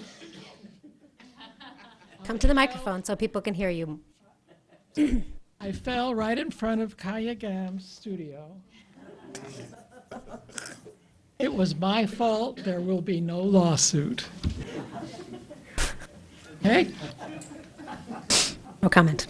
Makes our attorney happy, I'm sure. So, I'm going to try to approach this in a slightly different way. We've heard a lot of the negatives, and man, there are plenty of them. Oh, my name is Maureen Morgan, 10 Ellis Place. Got it. Here's the background, very abbreviated. I have lived in this village since 1986, arriving only a few years after the DOT took out half of Main Street, and if that were not enough damage, they blew a DMZ through the heart of the village. 4 lanes for only 1.1 miles. The plan was to help traffic speed through the village, and, well, I'm not sure it did that, but it sure jammed them up. During this period, cars were king. We're talking about late 70s, early 80s. Roads were widened. Parking lots took out our history. Times have changed. I hope you believe they have changed. A greater appreciation of our history, the need to upgrade our villages and provide amenities for pedestrians has finally emerged over the last couple of decades. Some really good stuff has happened here in this village, in the downtown. Okay, fast forward to 2017. After 2 years of this administration's focus on the downtown, there was hope that a truly inspired project would surface that supported the whole village, our local businesses, and the pedestrians who bring life to the downtown.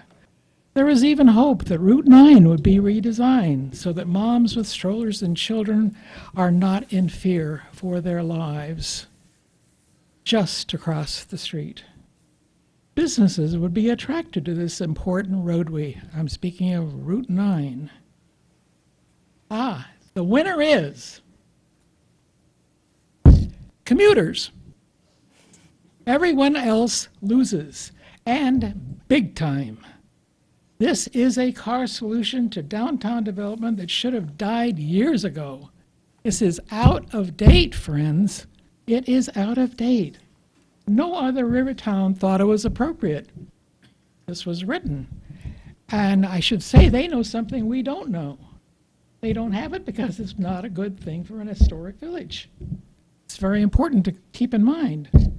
The big question is, how did 3 members of this board manage to ignore the stunningly obvious needs of Route 9 and buy into the roundabout a solution looking for a problem? This decision defies logic and absolutely demands to be rethought. Thank you.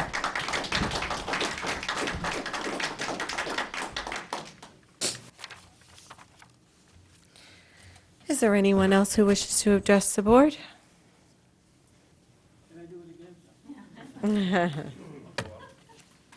We do have one more, it seems.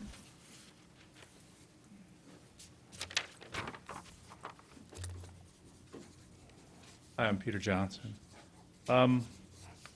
You know, a lot of these people argued against this roundabout, which is not the same thing as a traffic circle. You know, traffic circle is a higher speed type of thing, and supposedly a roundabout is safer for pedestrians. I don't know, is that the reason why we're doing it? I just have questions. I'm just going to listen to you for right now, and I think we probably will be commenting, so I'm taking note of that question about pedestrian safety. I mean, I would like to hear the positives for this. That's it. Thank you.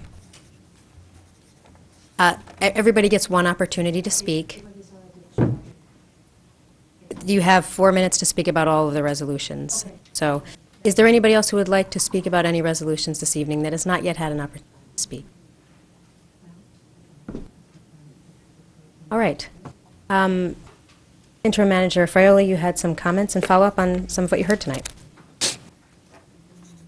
Okay. I may not get to everybody's specific question, but a lot of them were reiterations of a prior question. So I'll just talk to it, and if I don't catch your question, I'll turn it over to Mayor and Board's discretion to see how they want to address my oops there. So bear with me while I go through my chicken scratch. I'm not going to go in order questions. I'm just going to go in the order of how I jotted things down. But with a brief introduction to give you a little more of the detail of what we've done to date for the folks here and the folks watching at home. With regard to the timetable and why this project, what necessitated this project being done following, I believe one of the questions was after the Spring Street two-way. I think it was Mr. Venius. Mr. Venius said, have you tested the two-way implementation for success or lack thereof? Admittedly, the test is somewhat intrinsic with regard to the Spring Street two-way, but as far as any negative impact outside of the intersection right now, as far as any negative impact relative to what it's done, the convenience of making the left and getting to the stores there without going all the way around, I don't see any, nor have I heard any negative comments from any of the business owners in that corridor. One thing regarding that corridor that did come out of making it into two-way, someone referenced Maple House and their input. There was some input there on their behalf relative to particularly to Maple House residents as they come down to the end of Waller. This project will include, as a supplemental aspect, a crosswalk at Maple and Spring to assist particularly the Maple House residents as they walk to the post office, which is a common thing. So we're looking to accommodate them there. As far as the implications of making it two-way relative to the roundabout. What was discussed, and I believe publicly, I wasn't in the position I am now, but we did talk about when we were implementing that comprehensive plan recommendation of a two-way street, there was going to be the impact to the intersection. At that time, we said that we are going to have to do some rehabilitation in this intersection, inclusive of another question that came up, which was a common theme among most people's comments, ADA accessibility and pedestrian safety. I could tell you that the ADA accessibility from Roosevelt Square all the way to the train station was grossly out of date 10 years ago, 10 to 15 years ago. And every streetscape project that this village has undertaken since then has had today's standard ADA component in them. And I think you see that with at every intersection where we do work and touch it, you'll see the truncated domes for detection and the appropriate access for folks that require the same. And that would not be void in this project here. This project, whether it was a conventional or roundabout construction, was going to have today's standard ADA throughout. So now I'm going to go through the list a little bit here. Mr. Kern, you made reference on pedestrian safety, as well as your wife.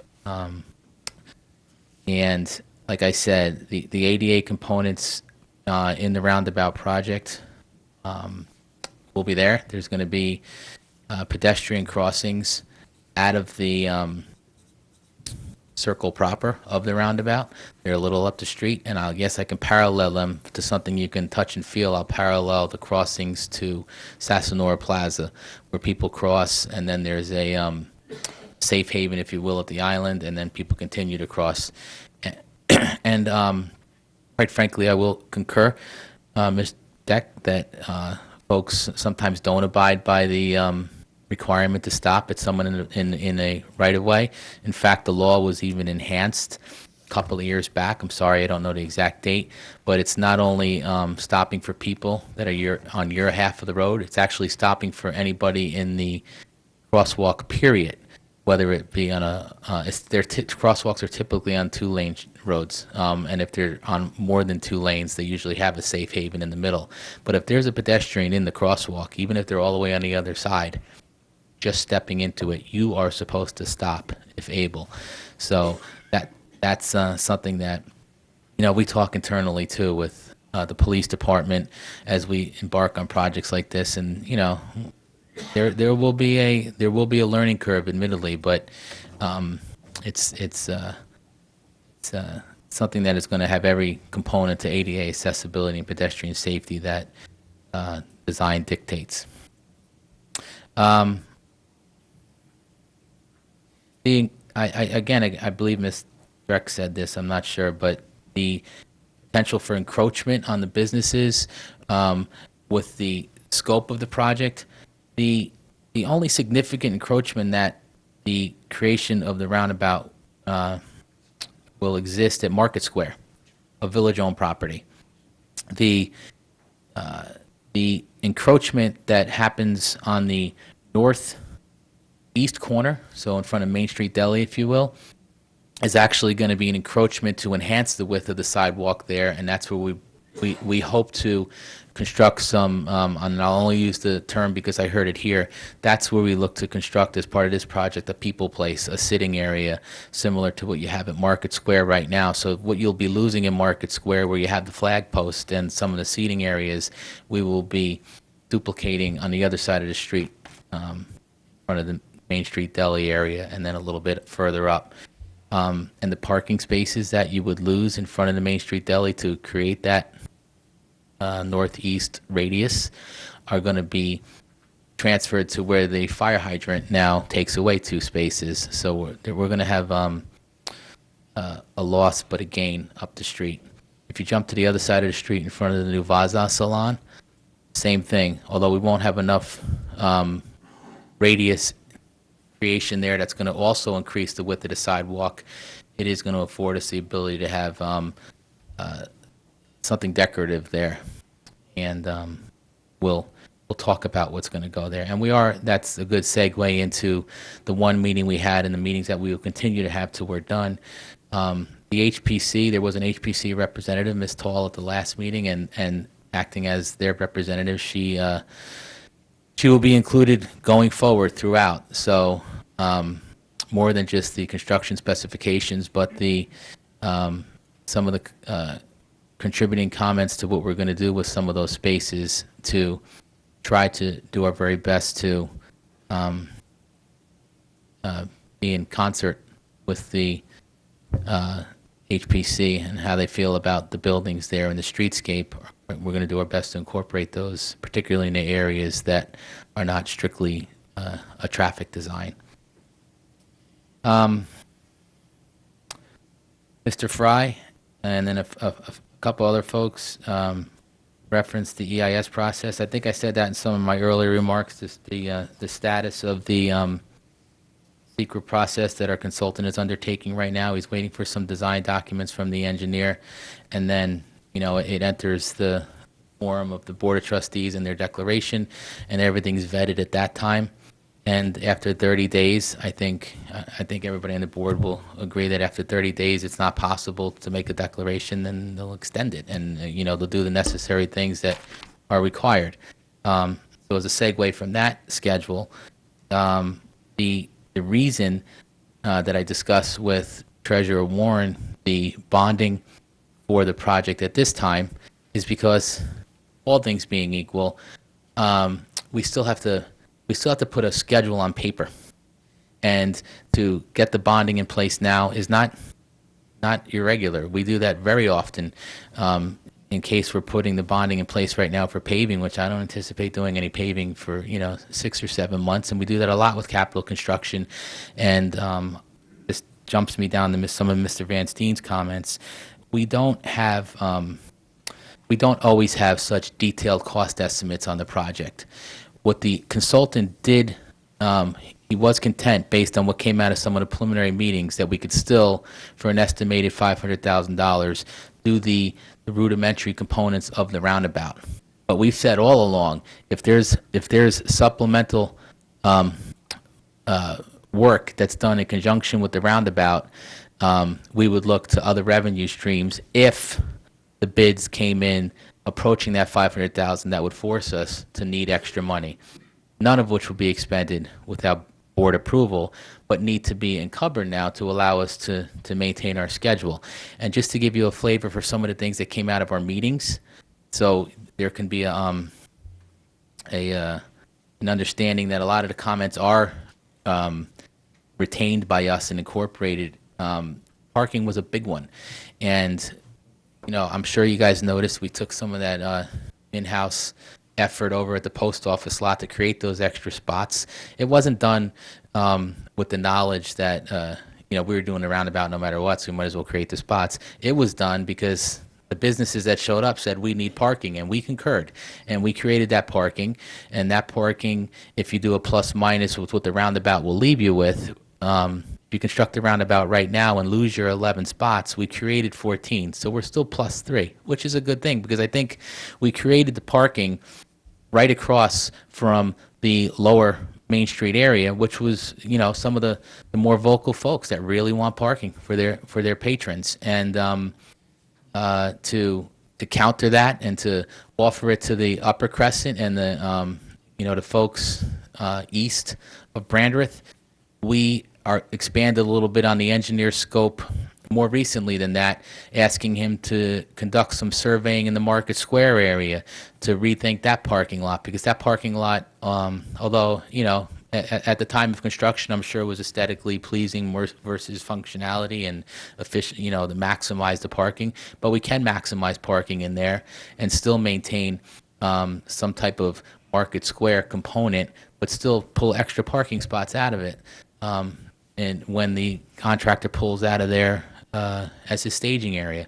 And the reason it's a staging area, because we are very in touch with what the chamber wants with respect to maintaining businesses, not what the chamber wants with respect to the roundabout. With respect to maintaining businesses and their functioning, and with respect to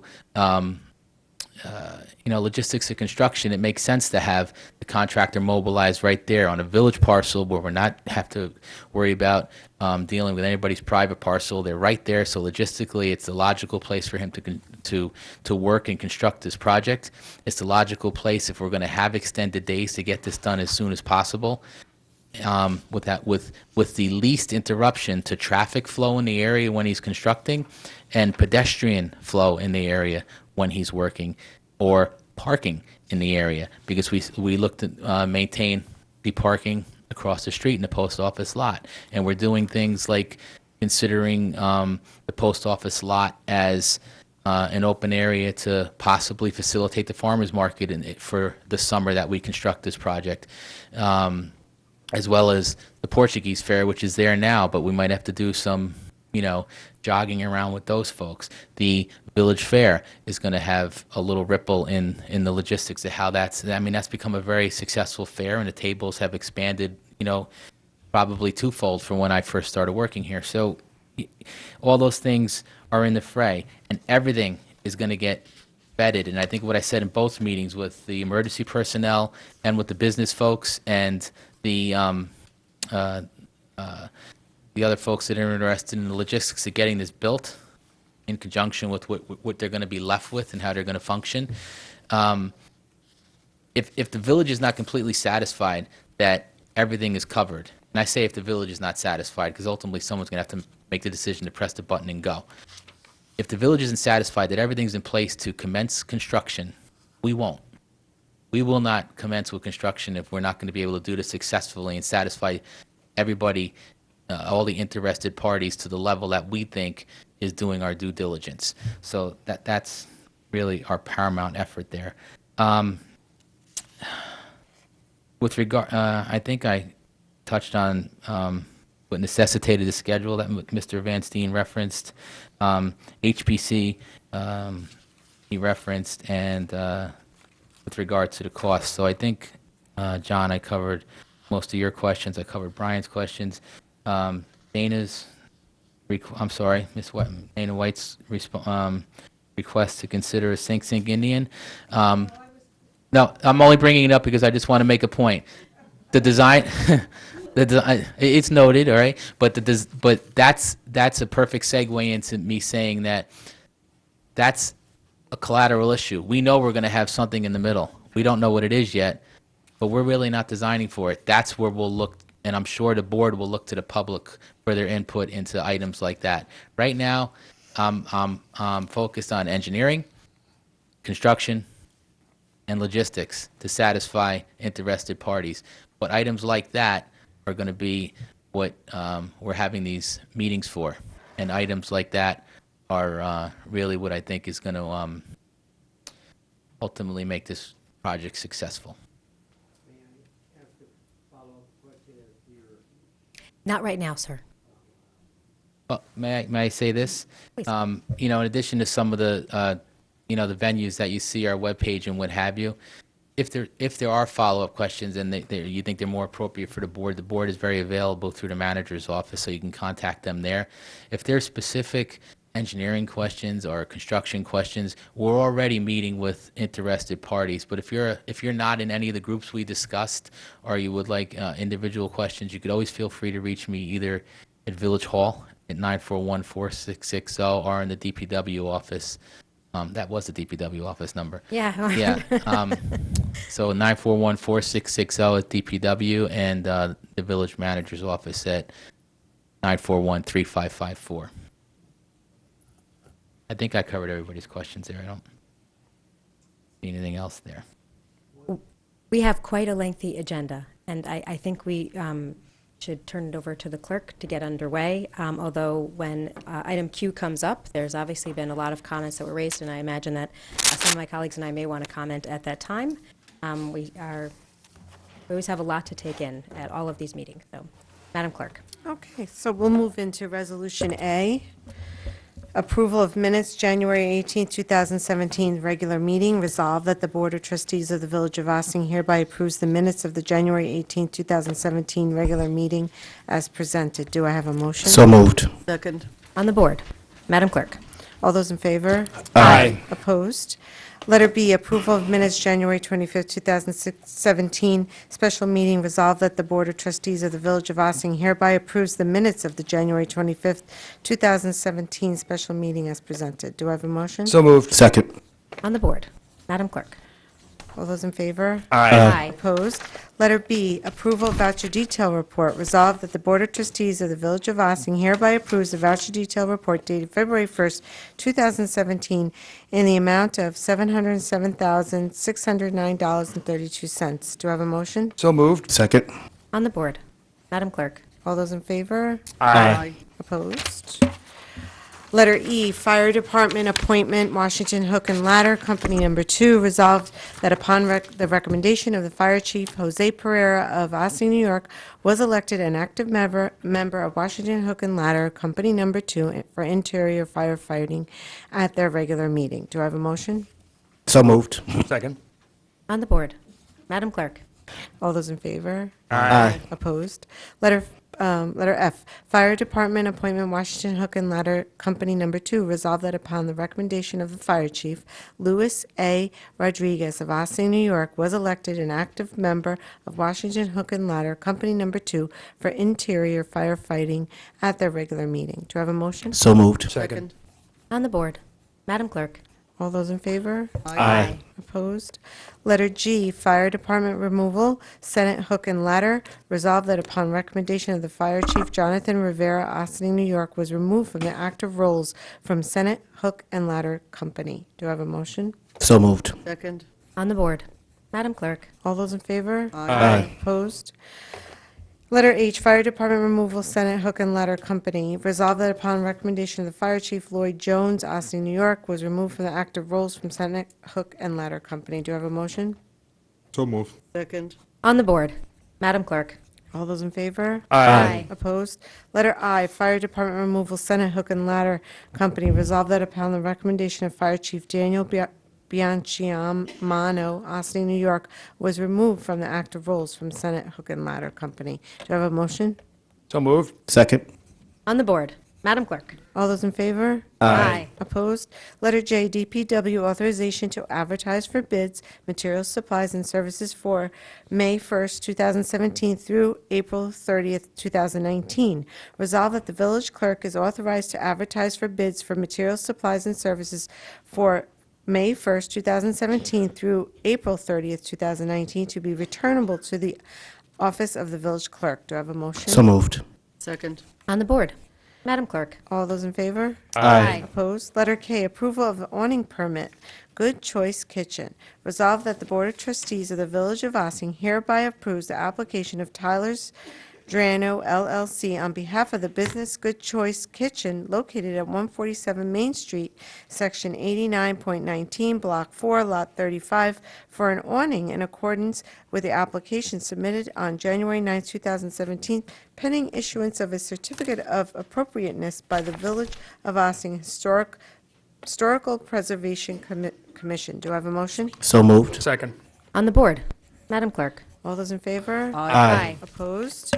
Letter L, tax certiorari payments, 57 Croton Avenue and 325 North Highland Avenue, whereas the Village of Ossining ceased being tax assessing unit in 1989 and now adopts the Town of Ossining assessment roll as prepared by the assessor of the Town of Ossining for all subsequent years, and whereas certain tax certiorari proceedings were instituted against the Town of Ossining by 2 petitioners, and said proceedings were recently concluded in Westchester County Supreme Court, resulting in judgments ordering refunds as follows. Croton Lane Associates LLC, 57 Croton Avenue, amount of $43,194.34. Hoy Textile Corp., 3255 North Highland Avenue, in the amount of $39,501.12. Whereas the judgments entered in favor of the petitioners, among other things, direct the Village of Ossining to audit and pay the petitioners the amount of overpayment of real estate taxes determined in accordance and assessments fixed and determined by said judgments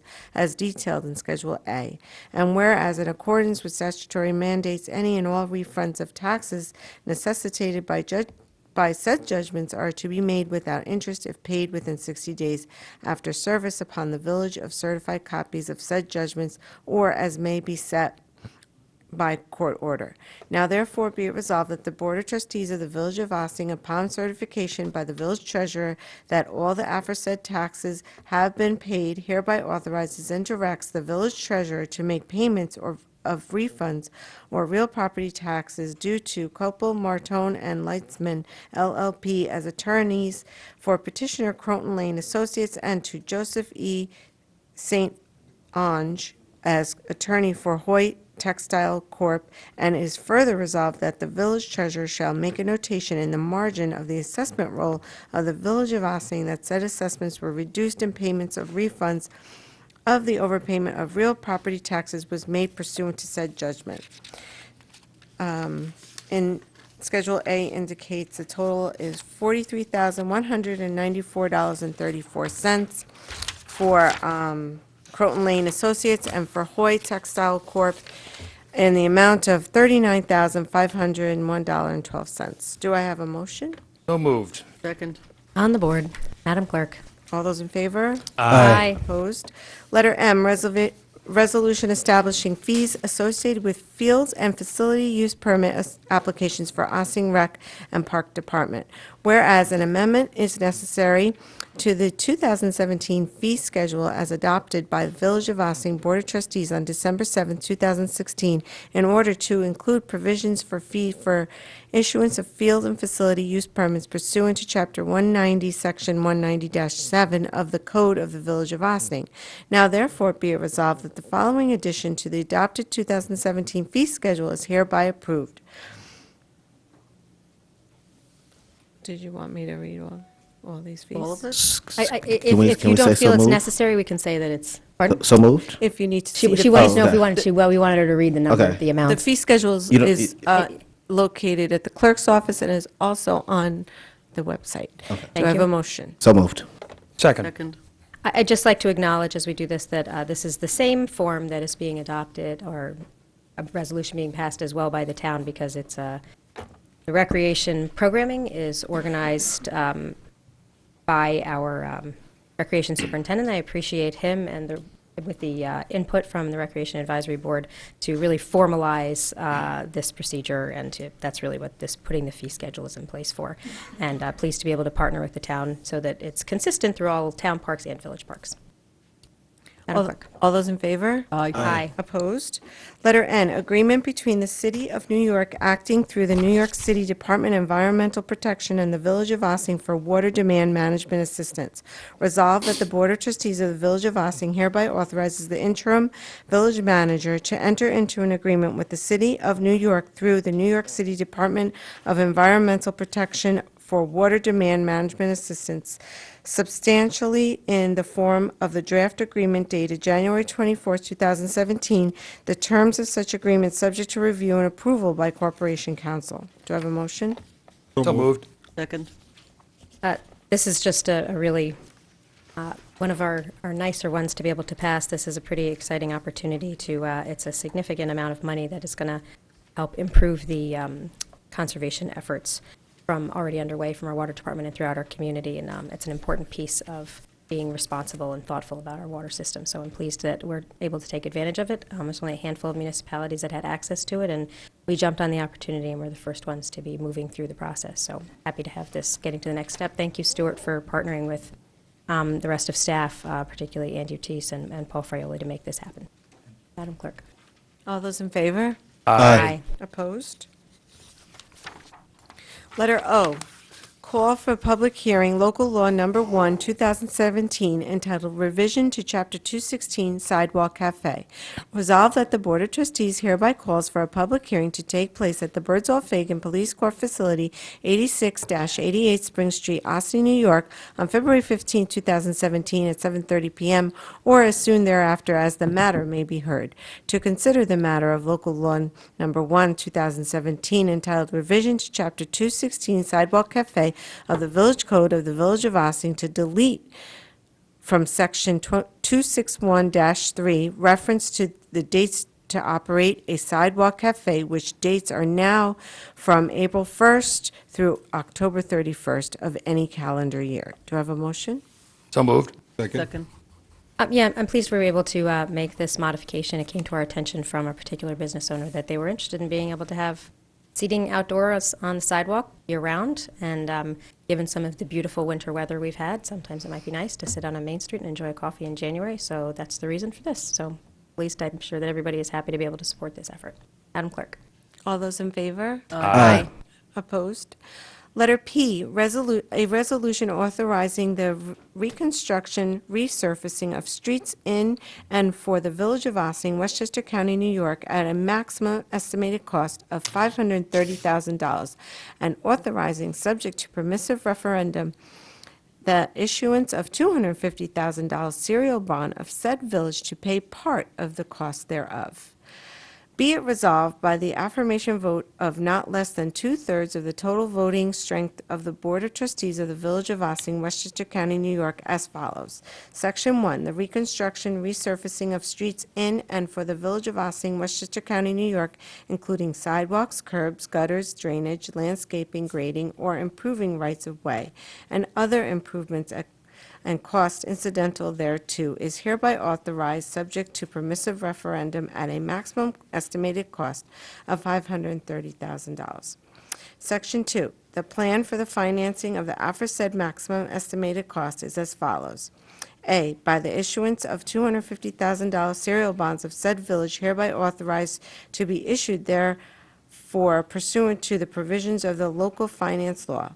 B, by the application of the expenditure of $230,000 grants to be received in connection therewith, and by C, by the expenditure of $50,000 current available funds. Section 3, it is hereby determined that the period of probable usefulness of the aforesaid class of objects or purposes is 15 years pursuant to subdivision 20C, a paragraph, a section 11 of the local finance law. It is hereby further determined that the maximum maturity of the serial bonds herein authorized will exceed 5 years. Section 7, the validity of such bonds and bond anticipation notes may be contested only if, 1, such obligations are authorized for an object or purpose for which said village is not authorized to expend money, or 2, the provisions of the law which should be complied with at the date of publication of this resolution are not substantially complied with, and an action suit of proceeding contesting such validity is commenced within 20 days after the date of such publication, or 3, such obligations are authorized in violation of the provisions of the Constitution. Section 8, this resolution shall be constituted a statement of official intent for purposes of Treasury Regulation Section 1.150-2. Other than specified in this resolution, no monies are or are reasonably expected to be reserved, allocated on a long-term basis, or otherwise set aside with respect to a permanent funding of the object or purpose described herein. Section 9, upon this resolution taking effect, the same shall be published in summary form in the official newspaper of said village for such purpose, together with the notice of the village clerk in substantially the form provided in Section 81.00 of the local finance law. Section 10, this resolution is adopted subject to permissive referendum. Do I have a motion? Oh, this is a roll call vote? Really? Yes. Trustee Gonzalez? We have to move the motion, right? Oh, do I have a motion? So moved. Second. And do Still I- a roll call A vote, roll yes. call vote? Trustee Levin? Yes. Trustee Kazada? Trustee Codman? Aye. Trustee Bazemore? Aye. And Mayor Garrity? Aye. Okay. Letter Q, a resolution authorizing the construction of improvements at the intersection of Spring Street and Main Street in and for the Village of Ossining, Westchester County, New York, at a maximum estimated cost of $500,000, and authorizing, subject to permissive referendum, the issuance of $500,000 serial bonds of said village to pay the cost thereof. Be it resolved by the affirmation vote of not less than two-thirds of the total voting strength of the Board of Trustees of the Village of Ossining, Westchester County, New York, as follows. Section 1, the construction of improvements of intersection of Spring Street and Main Street in and for the Village of Ossining, Westchester County, New York, including construction of a roundabout as well as sidewalks, curbs, gutters, drainage, landscaping, grading, or improving rights-of-way and other improvements and costs incidental thereto, is hereby authorized, subject to permissive referendum, at a maximum estimated cost of $500,000. Section 2, the plan of financing of aforesaid maximum estimated cost by the issuance of $500,000 serial bonds of said village, hereby authorized to be issued therefore pursuant to the provisions of local finance law. Section 3, it is hereby determined that the period of probable usefulness of the aforesaid specific object of purpose is 15 years pursuant to subdivision 20C of paragraph of a section 11.00 of the local finance law. It is hereby further determined that the maximum maturity of the serial bonds herein authorizes will exceed 5 years.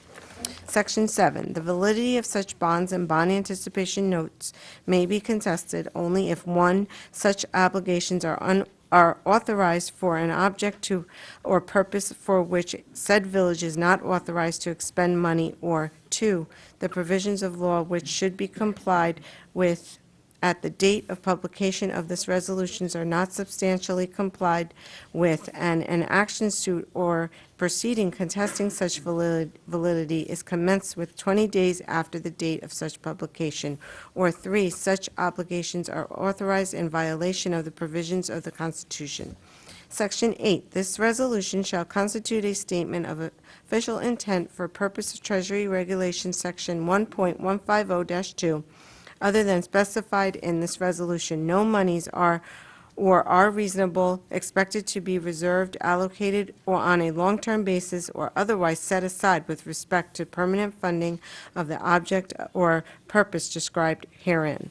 Section 9, upon this resolution taking effect, the same shall be published in summary form in the official newspaper of said village for such purpose, together with notice of the village clerk in substantially the form provided in Section 81.00 of the local finance law. Section 10, this resolution is adopted subject to permissive referendum. Do I have a motion? So moved. Second. And this is a roll call vote. Trustee Levin? We're going to comment I think before. we're going to Oh, comment sorry. first, so. And Anybody want to go first? All right, I'll go first. I think so. It's interesting, we are at another interesting meeting, I guess, a couple months back. The board made an important decision in regards to this particular intersection. A lot of the public came here and made comments of the concerns.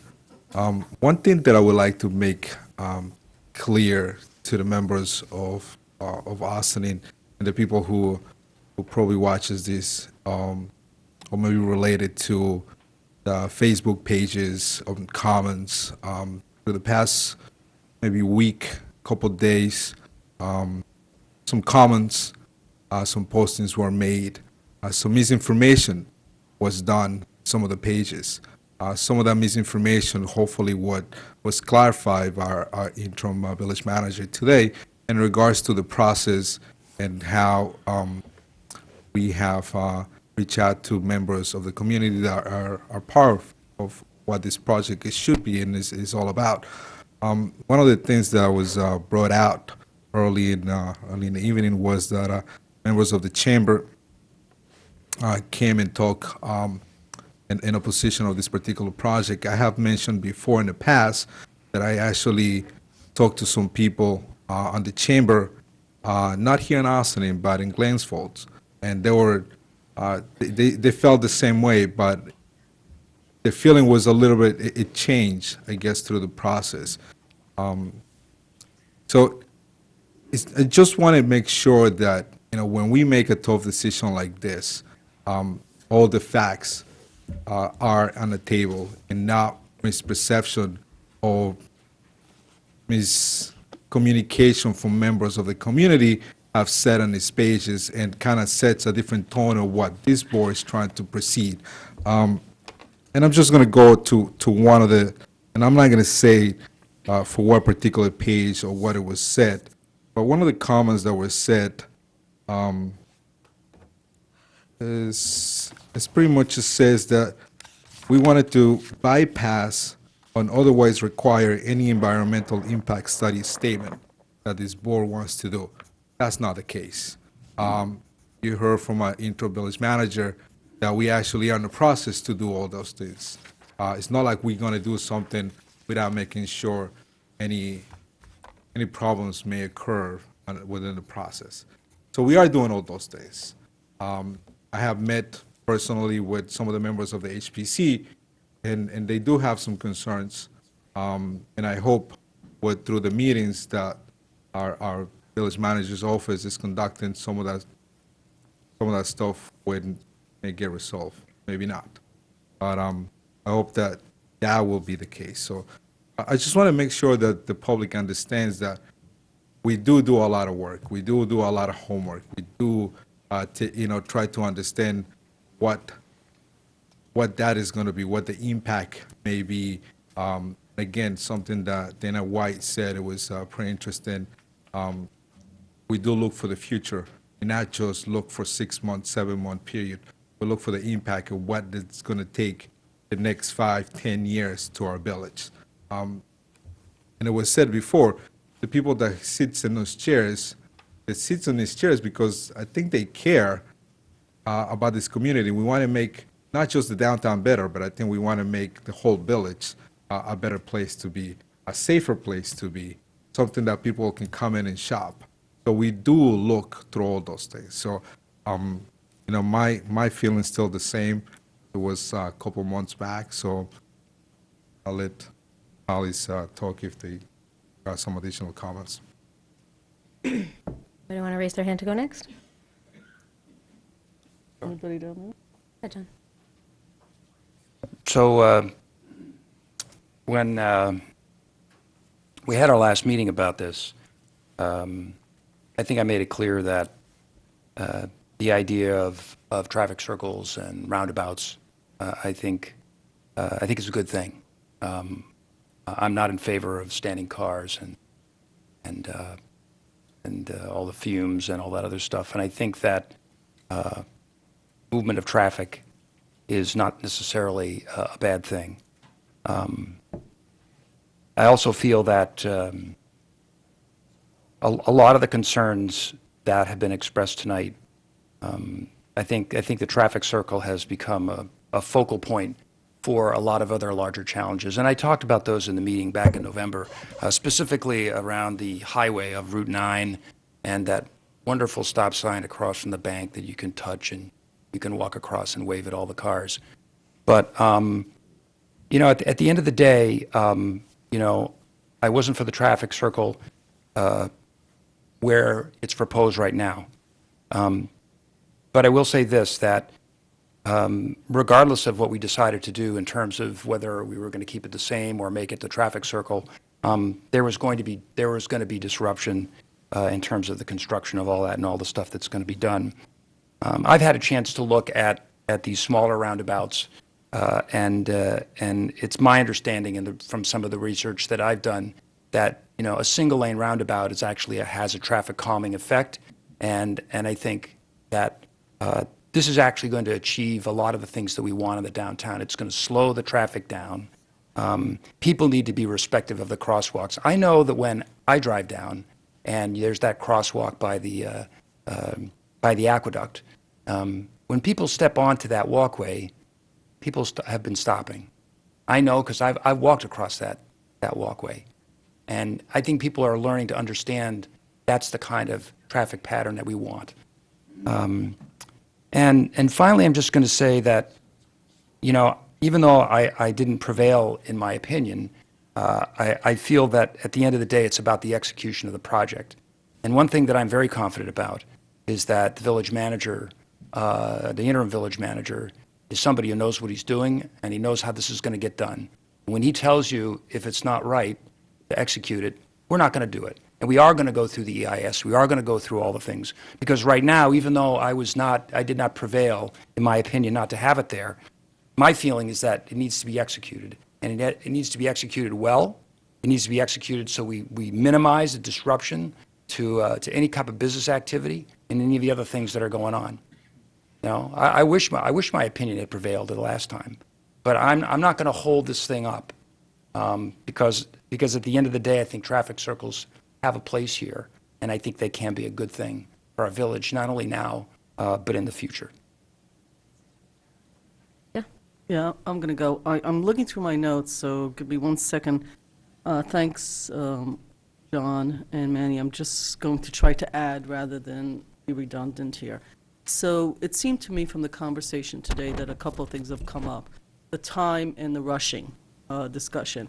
It doesn't feel rushed to me for a simple reason, in that when I look back at sort of the records of how long this topic has been discussed, sometimes a lot, sometimes a little. It's almost 2 years. It isn't at every meeting. It's not supposed to be at every meeting. It's amongst many topics, but on and off for 2 years, longer than I have been a trustee. So it's not a rush through. It may feel like a rush through because when it became a reality, when voting started to happen, when public meetings started to be called, it might feel to some people like it's rushed. And I appreciate that. But I do want to actually mention that when you look at it, it's actually been a discussion, and the discussion is about the intersection, not whether it's a roundabout or not, it's an intersection and how to fix it. So the other thing that I picked up is that there's a discussion that we can use the funds, $500,000 elsewhere. I couldn't agree with you more. I could think of 10 places we could use $500,000. That is not the discussion that we're having here. The engineers and village management had instructed the board quite a while back that they felt very strongly that intersection is outdated. It has to be fixed. It's not whether we take $500,000 and put it elsewhere into other projects. It's what we do with that specific intersection. And it would come to $400 to $500 regardless of how we went with it. So the question is, what's the best thing to do with the intersection? Right now, you've got a 5-way intersection with one of the streets really doesn't even have a crosswalk if you actually walk there. Between the deli as you walk forward, I mean, it just doesn't even have a legitimate crosswalk there or a legitimate light. It's not that safe, as somebody else had said here. So the problem is, people keep saying, what's the problem? The problem is that we have an outdated mode of an intersection that needs to be upgraded. And the cost of it will be, and we would take a bond out for that as well. Whether it's 500 or 400, I couldn't answer at this moment, but it would have to, it's in the hundreds of thousands to fix any of these.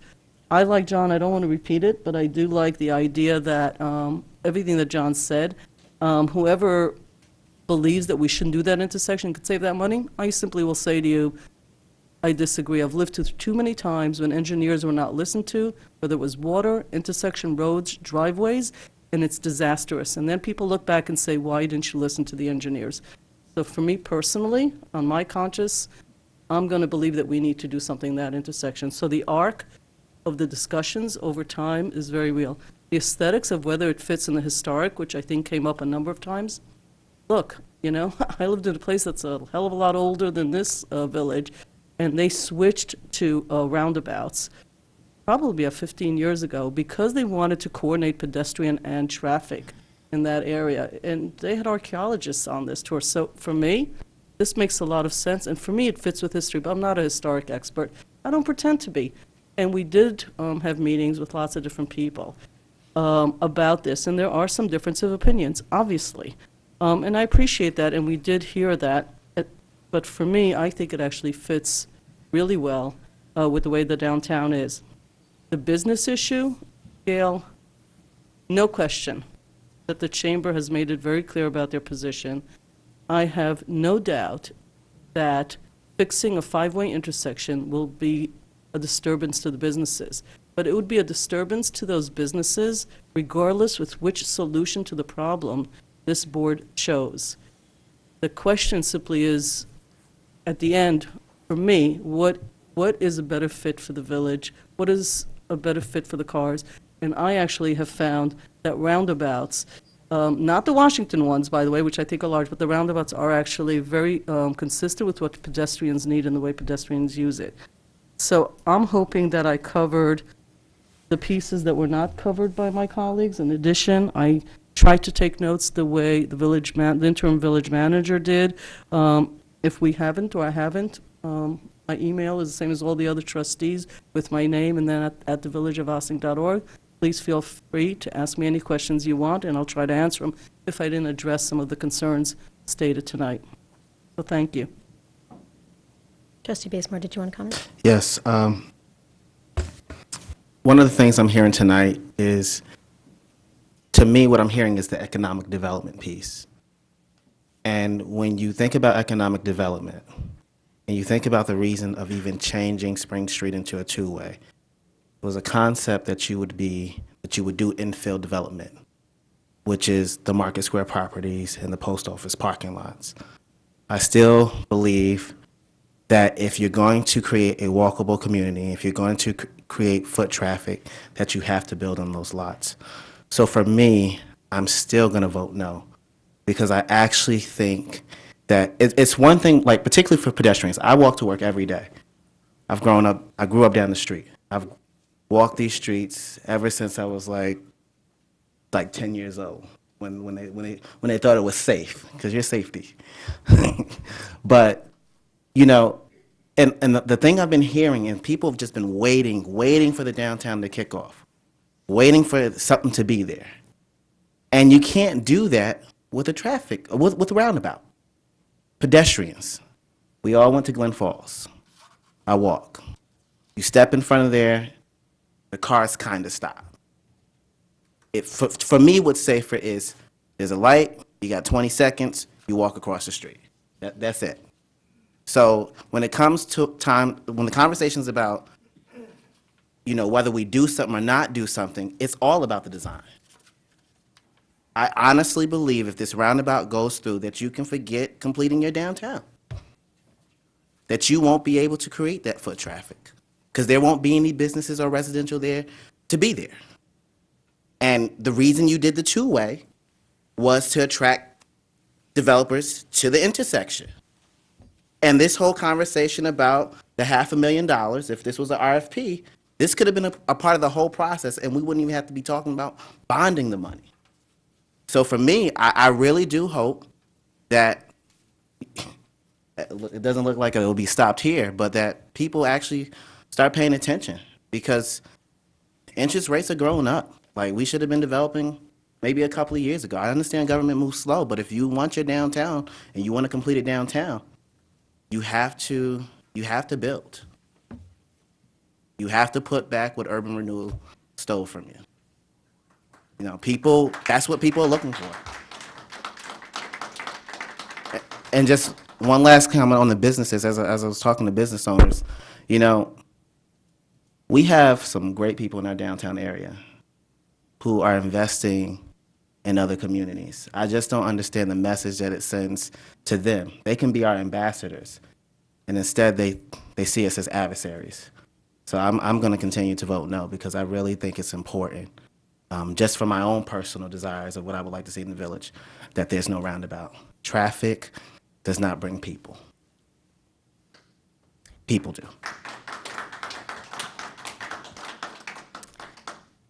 I want to thank everyone for coming out again tonight. Some of you have come and spoken to us at previous meetings or written to us by email, and we have heard from other folks just in the last 24 hours who weren't able to be here tonight. And though all of us on the staff and the board really enjoy the time we get to spend together on Wednesday nights, we understand that your lives have a lot going on, and the fact that something is so important to you that you want to come out and make sure that your concerns are being taken into account, we really do appreciate that.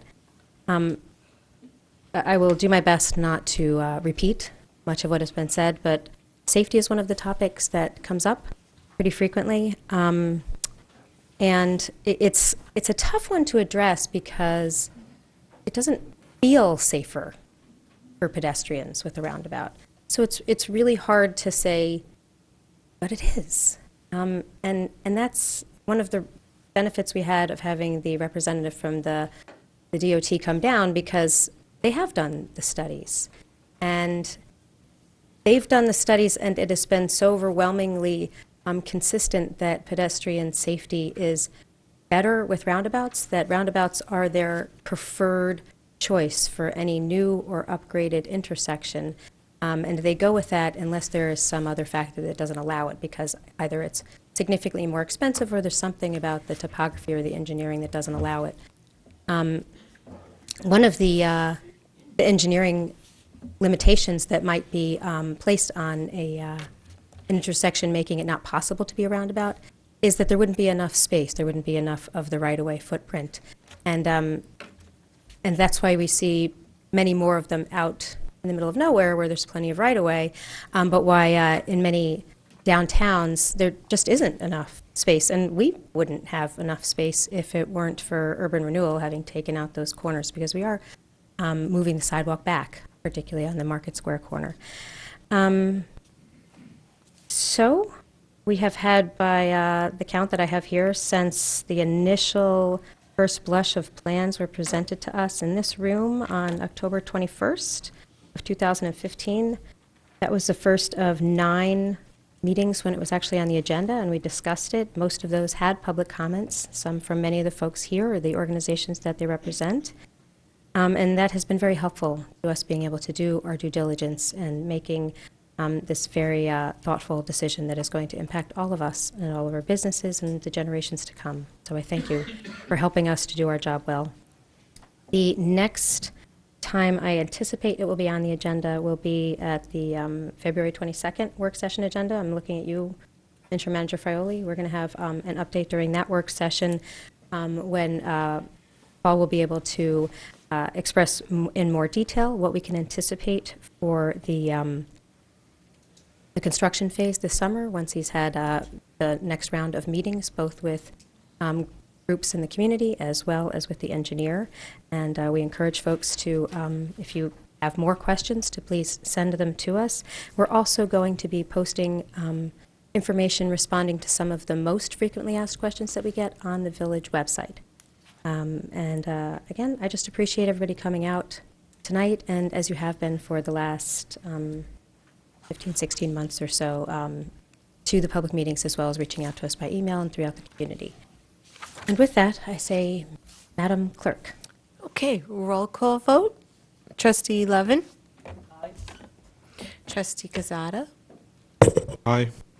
Trustee Codman? Aye. And Trustee Bazemore? Nay. And Mayor Garrity? Aye.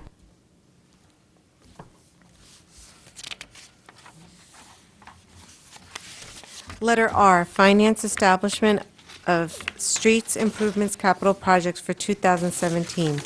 Whereas the Board of Trustees wishes to establish a capital project to account the cost of streets and sidewalk resurfacing projects for 2017 in the amount of $480,000, plus for street and sidewalk assessments in the general fund. And whereas the Board of Trustees wishes to modify the existing capital project for the construction costs related to the reconstruction of intersection at Spring and Main Street in the amount of $500,000. Now therefore be it resolved that the capital project and general fund budgets are established modified as follows. Increased capital project fund appropriation, total increased capital project fund appropriation in the amount of $980,000. Increased capital projects fund estimated revenues, total increased capital projects fund estimated revenues in the amount of $980,000. Increased general fund estimated revenues in the amount of $50,000. Increased general fund appropriations in the amount of $50,000. Project name, Spring Street, Main Street Capital Improvements 2015. Current budget, $115,550. Modified budget, $615,550. Streets and sidewalks resurfacing, 2017, current budget, 0, modified budget, $480,000. Do I have a motion? So moved. Second. On the board? Madam Clerk? All those in favor? Aye. Opposed? Letter S, resolution granting extension to special permit approval Hudson Step, whereas by resolution dated December 3rd, 2014, the Village Board of Trustees approved a planned waterfront special permit for the project known as Hudson Step by a resolution dated November 16, 2016. The Village Board approved a 2-month extension to said approval, which extension will expire as of February 3rd, 2017. And whereas by letter dated January 9, 2017, the developer requested an additional extension of the waterfront special permit for the reasons enumerated in said letter. Now therefore be it resolved that after the review of the facts and discussion of the matter with the developer and the developer's legal representative on January 25th, 2017, the Village Board hereby grants a 2-month extension to the approval for a planned waterfront special permit for the project known as Hudson Step on property located at 34 State Street, having the tax designation of Section 97.07, Block 2, Lots 17, 19, and 21, and 68, which extension shall expire as of April 3rd, 2017, unless a building permit has been submitted, issued, or a further extension is duly obtained by the applicant in accordance with the requirements of the village code. Do I have a motion? So moved. Second. All those in favor? I see that the legal counsel for Hudson Step is here again. Thank you for joining us in the meeting. And this extension is coming after the last 60-day extension, so we're optimistic that this next chunk of time will be adequate, and then we'll be able to move on to the next stage. Madam Clerk. Do I have a motion? Oh, I think we moved. All those in favor? Aye. Opposed? Okay, continuing business of the board. None. New business of the board? None. Visitor recognition, is there anyone here who wishes to address the board? Do I have a motion to adjourn? Are you going to take executive session or no? No. We'll be going Motion to adjourn this meeting? No, we'll be having advice of counsel, but we do not okay. need a motion for executive session. So moved. Second. All those in favor? Aye. Opposed? With that, we say thank you very much for joining us this evening. We look forward to another interesting work session next week. We'll be back at Village Hall for the work session. This meeting is adjourned. Okay, great.